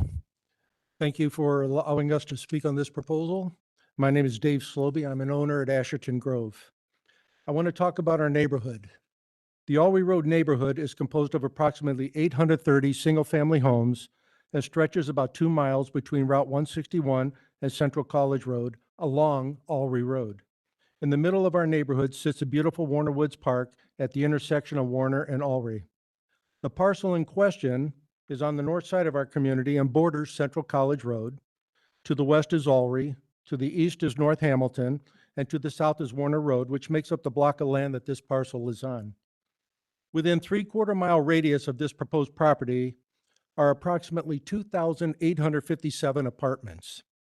1,613 of these apartments are on Warner Road and provides easy walking distance to Warner Woods Park. Just this number of apartments alone on Warner Road is almost double the number of single-family homes in our neighborhood. Expand the radius from 3/4 mile to 2 miles, and you have almost 5,290 apartments. Why is it necessary to encroach into a single-family neighborhood with more apartments, changing the character of that neighborhood forever? Looking at that picture up there, you will see the high-density complexes in red, and you can see they are adjacent to some single-family homes along the border of that red area. However, they are all contiguous, touching each other, not the middle like you see up there in the yellow rectangle. That is all by itself. Does it make any sense to entice families to move to Columbus so they can raise families in apartments? I don't think our city leaders want that. I think our city leaders want families to be able to make generational wealth through home ownership. All types of housing are needed right now. This parcel is already zoned for residential, and it should be developed, but developed along the lines that fit the character of the surrounding neighborhood. Our city planners set land aside for high-density complexes. If a home builder wanted to change the zoning of several parcels in those areas for single-family homes, I'd bet that the high-density developers would be standing before you fighting against that right now. This proposal has brought together not only the Alry Road communities, but also several surrounding single-family communities. This is evidenced by the submission of almost 200 separate signatures from the 3 immediate adjacent communities and the signatures of the community board members from the other communities, representing a total of over 3,000 adult residents. We are asking today to keep the zoning for this parcel along the lines for the development of single-family homes, which will keep with the existing character of our community. Please deny this spot zoning request. This is not a matter of doing things right, but a matter of doing the right things. I'll take any questions the commission may ask. Appreciate your input. Thank you.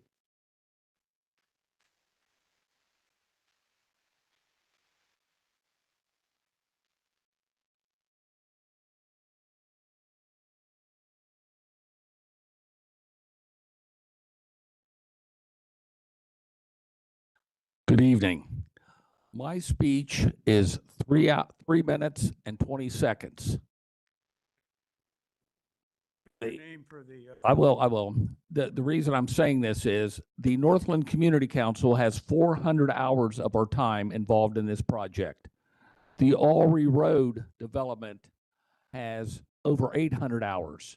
So between the two of us, we have 1,200 hours in evaluating this project. So I'll start. My name is Rick Cashman. I have lived in the Alry Road area for 30 years. I've been a member of the Northland Community Council for 16 years. If the Northland Community Council was its own city, we would be the 4th largest city in the state of Ohio.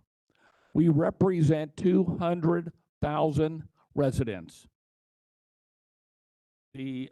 For the last 16 years, there's been over 10,000 hours of time put in developing the Alry Road corridor as a single-family area for single-family homes. In 2009, the different communities in the Alry Road area pulled together to develop our own master plan for the Alry Road area. And this area was between 161 north to Central College. 95% of our master plan has been successfully completed as of today as all single-family homeowners in the area for our master plan. More than 2,000 homeowners we represent in order to help maintain the value of their home. The city of Columbus liked our master plan for Alry Road so well that they invested $20 million in 2 different parks on Alry Road. Metro Parks liked our plan so well that they actually bought 100 acres of land on Alry Road in order to preserve the only historical forest in the state of Ohio. In June of 2016, Kevin Wheeler, along with Mark DeVillis, liked the plan that we had developed so well that they agreed that all lands north of Warner Road to Central College within the NCC development area would stay as single-family homes at 3 units to the acre. Since 2016, the city of Columbus has 100% kept their promise and kept all developments to 3 to the acre. For the last 50 years, the proposed site has always been a single, of the apartment complex has always been a single family home. If you begin at the corner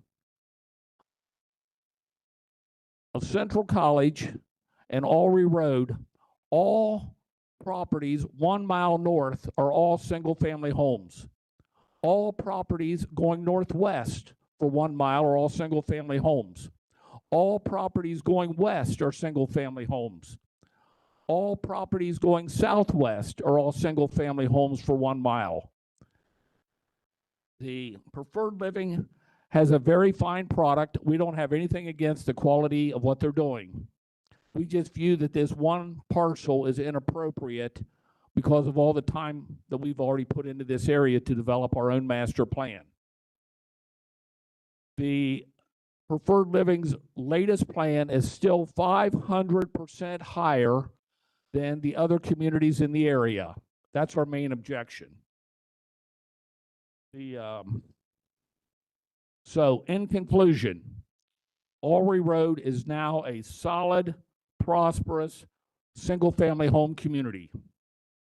Our master plan is 95% complete. All we're asking this board is, let us finish out the last 5% of this area with single-family homes. We do all the time-consuming work before any projects are brought before you. We want the exact same thing that your development board does. We want the very best for the city of Columbus. And we do all of our work free of charge because has been our goal for the last 20 years. So in conclusion, we would like for this development board to unanimously vote this project down. Thank you.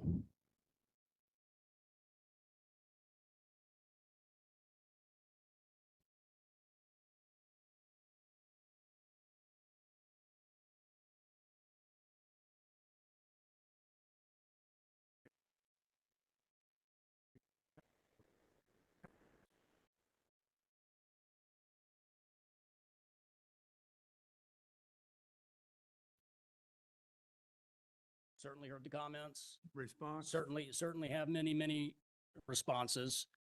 I'm not really necessarily interested in throwing any gas on this fire. And so I'll reserve rebuttal for question and answer among the commission members. Obviously don't agree with the things that were said.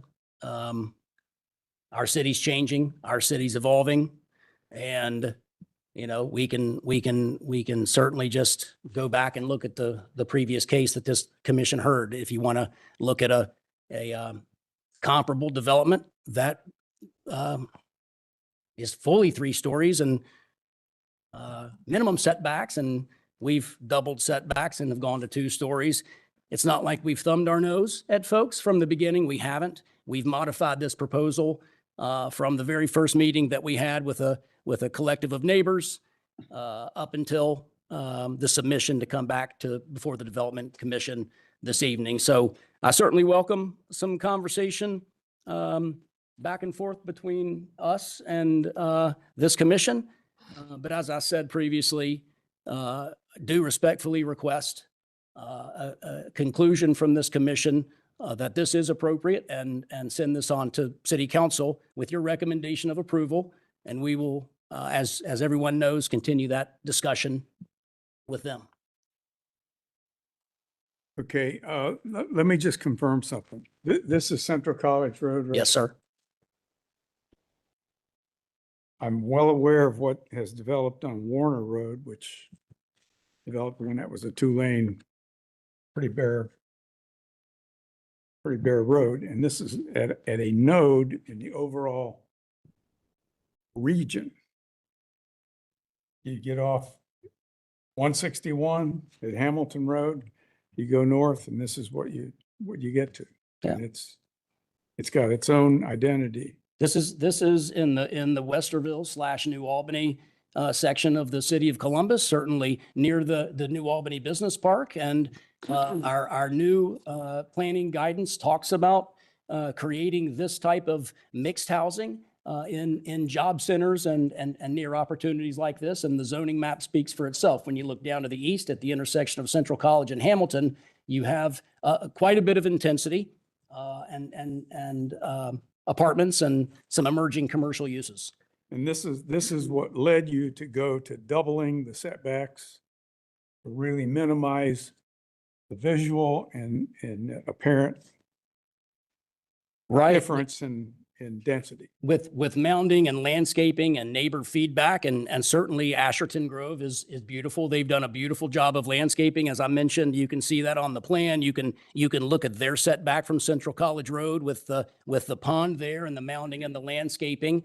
Asherton Grove is certainly far more visible from the west over at Ulrey Road, but the interface with Asherton Grove to the north at Central College, they've done a beautiful job with their landscaping. We're mimicking that. We are landscaping our perimeters extensively more than they did. Well, and I think you'd almost drive by this and not even know it was there because the setbacks are so large and the density's well back in the area which is buffered by distance and trees, and you've got the apartments appropriately end wall facing, is this Asherton here with the? To the west, yes, sir. So you don't impose your lack of privacy by apartment balconies looking down on their backyards. You're a pioneer by moving further west, but everybody else is coming too. You're not the only one. So it's tough to be in that position. And how many did you start? What was the density you started out with? 216 units, so plus or minus. And what are you down to now? 152. 152. And I think you respectfully did that because of the need to make it fit. We've had city planning staff support from the beginning. So, and we always work with planning early to get our site plan in the right place. But the density reductions, the height reductions, the setback increases are not a result of getting pushed on by the city's planning office. That is a direct result of listening to feedback and making the needed changes. We always hope to earn neighborhood support. It was abundantly clear from the beginning we weren't in this case, and that's okay. Well, your structures are good looking. Cupolas on top at the corners. It's a good design. And you're keeping it well back 200 feet off the main road. And you'd have to drive back there to see what it really amounts to. 100 feet back from to the first building. To the first building, yes, sir. But back to where the other buildings occur, that's got to be 200 feet. That is correct. And then the 100 feet is after the dedication, after right of way, and it's also behind the extensive landscaping that'll happen up on the north side of those buildings. Right. As opposed to the Dalton, which was up on the screen a little bit ago, where the first two buildings were parallel with Warner Road, right on the front. We've doubled the setback from what the code requirement is. Okay.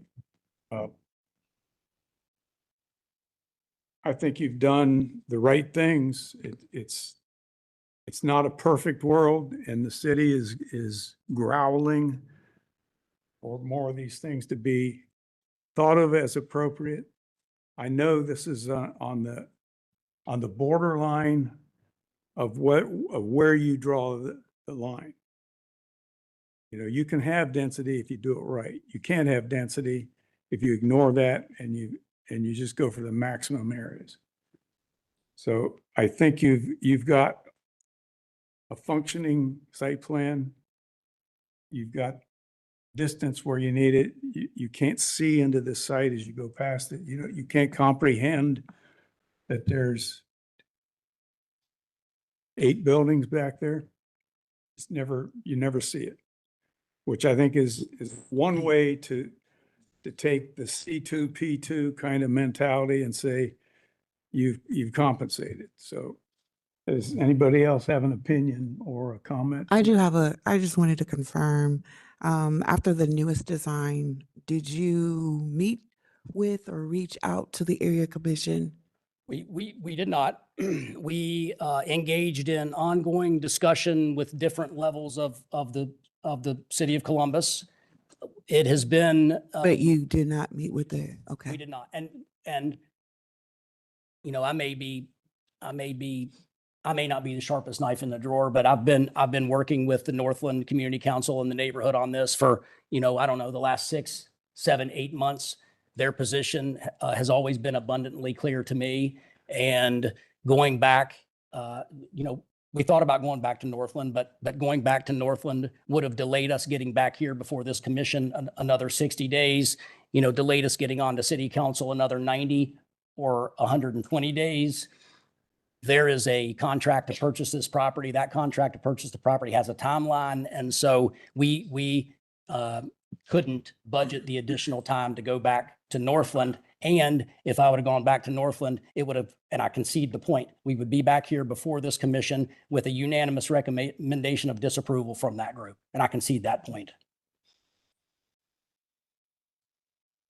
I'm not sure I agree with you on that, but you have your decision to make. I think out of courtesy, you could have just reached out to them. Just for the sake of, so, okay, out of courtesy, I'm reaching out to you. Let's discuss this. For me, the plan you have, the site plan is much improved. No question about that. So if I'm able to appreciate the work that you have done and the compromise you have done to work on the site plan, probably you should have been able to get some approval from the Northland, but that was your decision to make. So I would love to be here with a recommendation of approval from Northland. But you didn't give them a chance. You've got a circular argument here that's a little bit bizarre. How so, sir? Well, we would have liked it, but we didn't go. I would love, what I said, Mr. Ingwerson, is I would love to be before this commission with a recommendation of approval from the Northland Community Council. I've been working with them for the last 8 months or so on this project, and that was not going to happen. If you recall, the last time we met on this, I asked if you had followed any of the Northland plans guidelines for the development of this property, and your answer was no. So I understand the economic pressure that you and your client are facing here, but you know, you've got this planning group that's 95% complete with their plan, and because this property is available, you need to develop it to its highest and best use. And I agree with the chairman that your current plan reduces the impact of this visually. The question is this spot zoning? Is this an infill project? And is this the direction that the city wants to go forward with when there's evidence of long-term plans that this is going against? I mean, we've all sat here and listened to traditional neighborhood development was going to be the greatest thing since sliced bread. And that lasted about 6 years. And oops, we can't do that. It's not a viable product.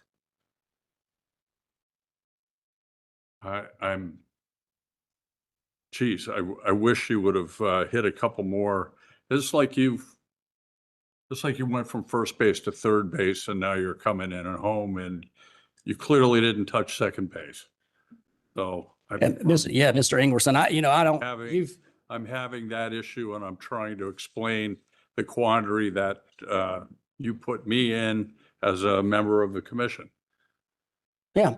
I certainly respect you and appreciate everything that you just now said. I think on an item or two, you put a word in my mouth or two about what I may or may not have said at the previous meeting. Law school. And so when you look at what this proposal is and how it comports with city policy, it comports with city policy. That's why the city staff recommendation is what it is. Now, does it meet a long-term plan that the neighborhood has been working on that's not an adopted city plan? I don't know. I don't know about that plan. I don't know about that plan. But you've been Does it- working for 15 years with them. I didn't, yeah, you've got a not 15 years, about 8 months on this project. I think just to focus back in, I hear you loud and clear on whether we should or should not have gone back to the neighborhood. And with all due respect, as his client, my thought process was, and I'll take responsibility right or wrong, was that we heard loud and clear, I think each person said it, including Dave, obviously, that is the NCC chair. We've heard 3 units to the acre the entire time. We have not heard, and I won't put anyone's words in anyone's mouth, but I have not ever heard a budge from that thing. We've shown a number of different plans. We met in the Asherton Grove clubhouse and then went back to them again to get our second 0 to 16. So we came in front of you guys. This is obviously, we were tabled once, we were declined once. And while perhaps I'll take credit for not at least at a minimum calling and saying, hey, we're going back in, we're going to go back in. I was the one that ultimately made the decision to say, we're not going to go back in front of Northland Community Council again. So I can take responsibility for that. And I'm willing to, but I felt like the divide was too great in coming to some sort of compromise, respectfully. As far as other things that we've talked about that were concerned, obviously, I think you said take some of these things that they've done. We've gotten to some of them, not all of them, in terms of setbacks. Obviously, there was a big push for further and further off of Central College Road. I think they pushed that the park is further back, and the park also, while the building is way back, they have parking right up on Central College Road, right? We've pushed down to 2 stories. In their area, there is nothing. It's 3 stories, even though we're within the 35-foot height district, right? I understand and appreciate that. And in coming back to you guys, obviously, is it simple to say that we just chop the top off these buildings? Yes, absolutely it is. Obviously, we took some parking spaces out as well when we're reducing it down. But I still believe overall, the orientation of these buildings is best suited to the site as it stands and will continue to stand, with the majority of the buildings looking out onto the park and the other ones turned, I'll call it perpendicular against Asherton Grove at 2-story buildings. But other than reducing density and pushing further back from Central College Road, I guess what I'm not sure of is how much more we could have accommodated. So respectfully. Yeah, oh, go ahead. Go I have ahead. my opinion on this. This is sandwiched between an EPCON community and a city park. It is not creating a pattern within this neighborhood. I think it properly addresses its context. That you brought these down to 2 stories. You've, pulled it away from what road? College. No, I think it's appropriate. Thank you. And we agree. I think, Mr. Ingwerson, you and I through the years have had a number of arm wrestling matches, and that trend is going to clearly continue. But I do respectfully ask you to go back and revisit the vote that you made about 45 minutes ago on the previous case, as that project compares to the vote on this case. And I challenge you to say that that is a better project, a superior project to this in terms of the setbacks we've created, the buffering we've created, and the two-story commitment and the heightened architecture here in comparison to what that is, which is a very substantially similarly situated property to what's before you here. What's the frontage of your property? The frontage width, Yes.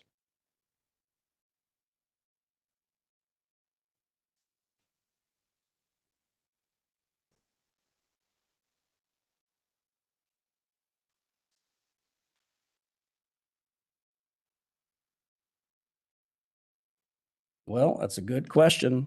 I'm gonna- Sheriff Fitzpatrick. I'm gonna throw out an airball of somewhere between 900 and 1,000 feet maximum. And the only reason I say that is because most of our buildings have a width of about 300 feet. If I'm looking at that building number 1 up front. Okay, that's a nice round number, 1,000 feet. If you look at this map, you've got College Road coming down here with a different sprinkle of uses.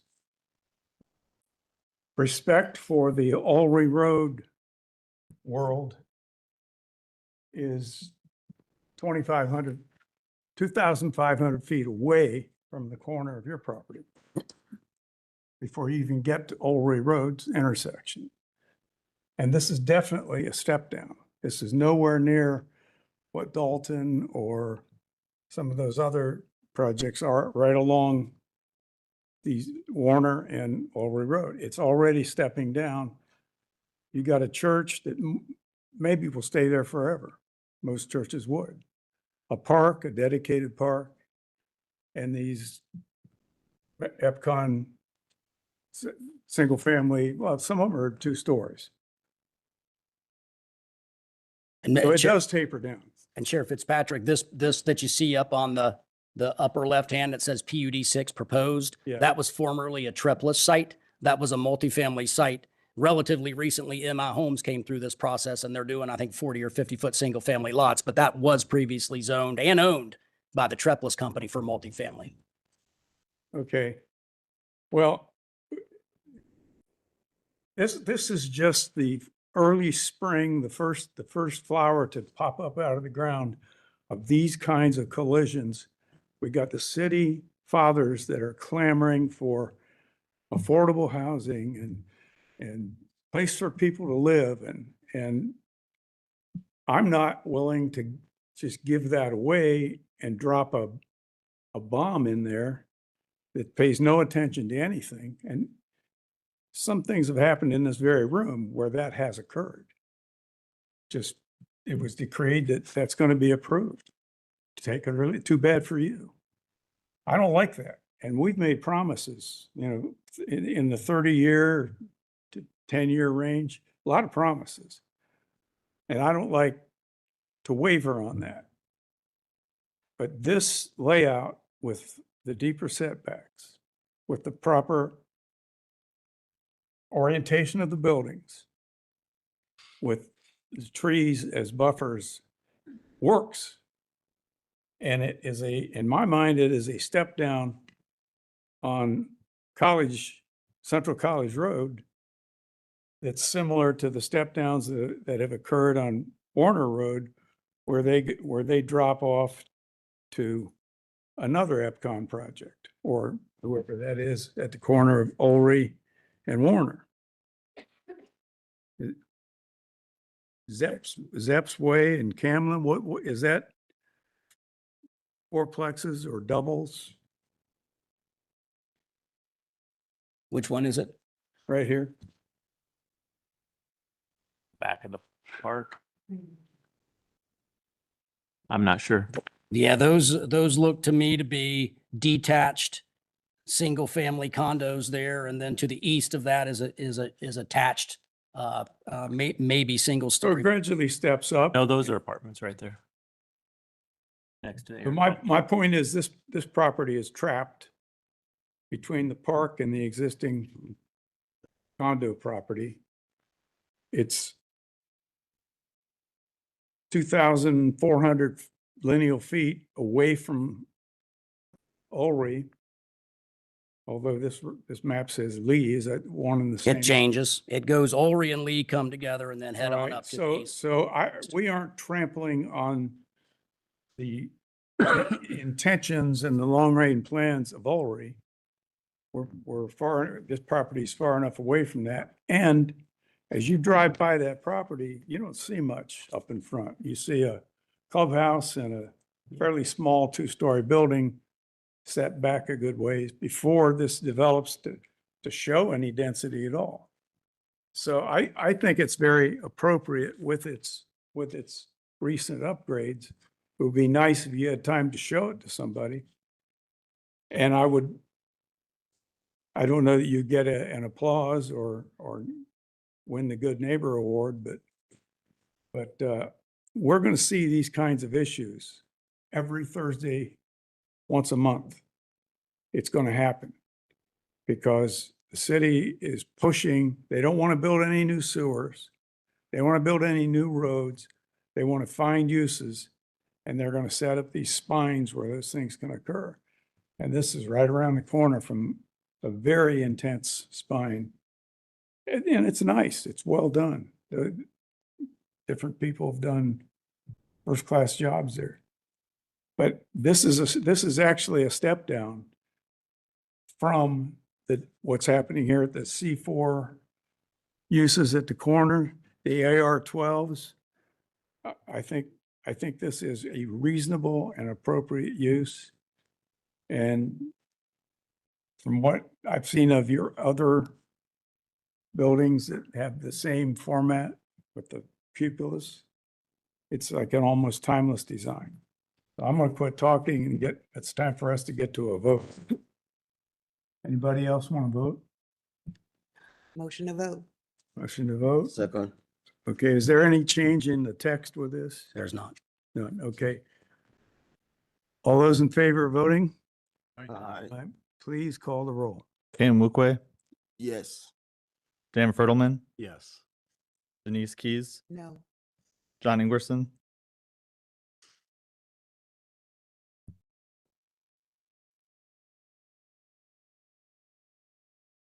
Gonna vote no as well. Chair Fitzpatrick. Yes. So this is a split vote, 3-2. No, 3. 3-2. Oh, 3-2. Yeah, 3-2. So you will go forward to city council with a 3-2 vote. For the people that are here, we will submit a data page of why we voted the way we voted, what we're thinking. This will go to each member of city council so they understand what the issues were. A lot of these issues, believe it or not, in my opinion, go back up to city council. And there's a tug of war we're going to face. It's a close call, but I'm in favor. Okay. Thank This you all. meeting is adjourned. Here.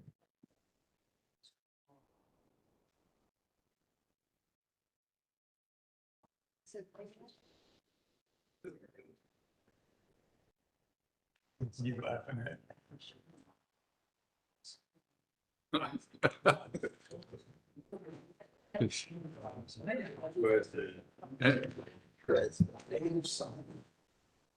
You weren't here for the first one. No, I wasn't. I was. Was it really bad? I was. What happened? Oh, did you hear the one where he said I might be kind of a nerd?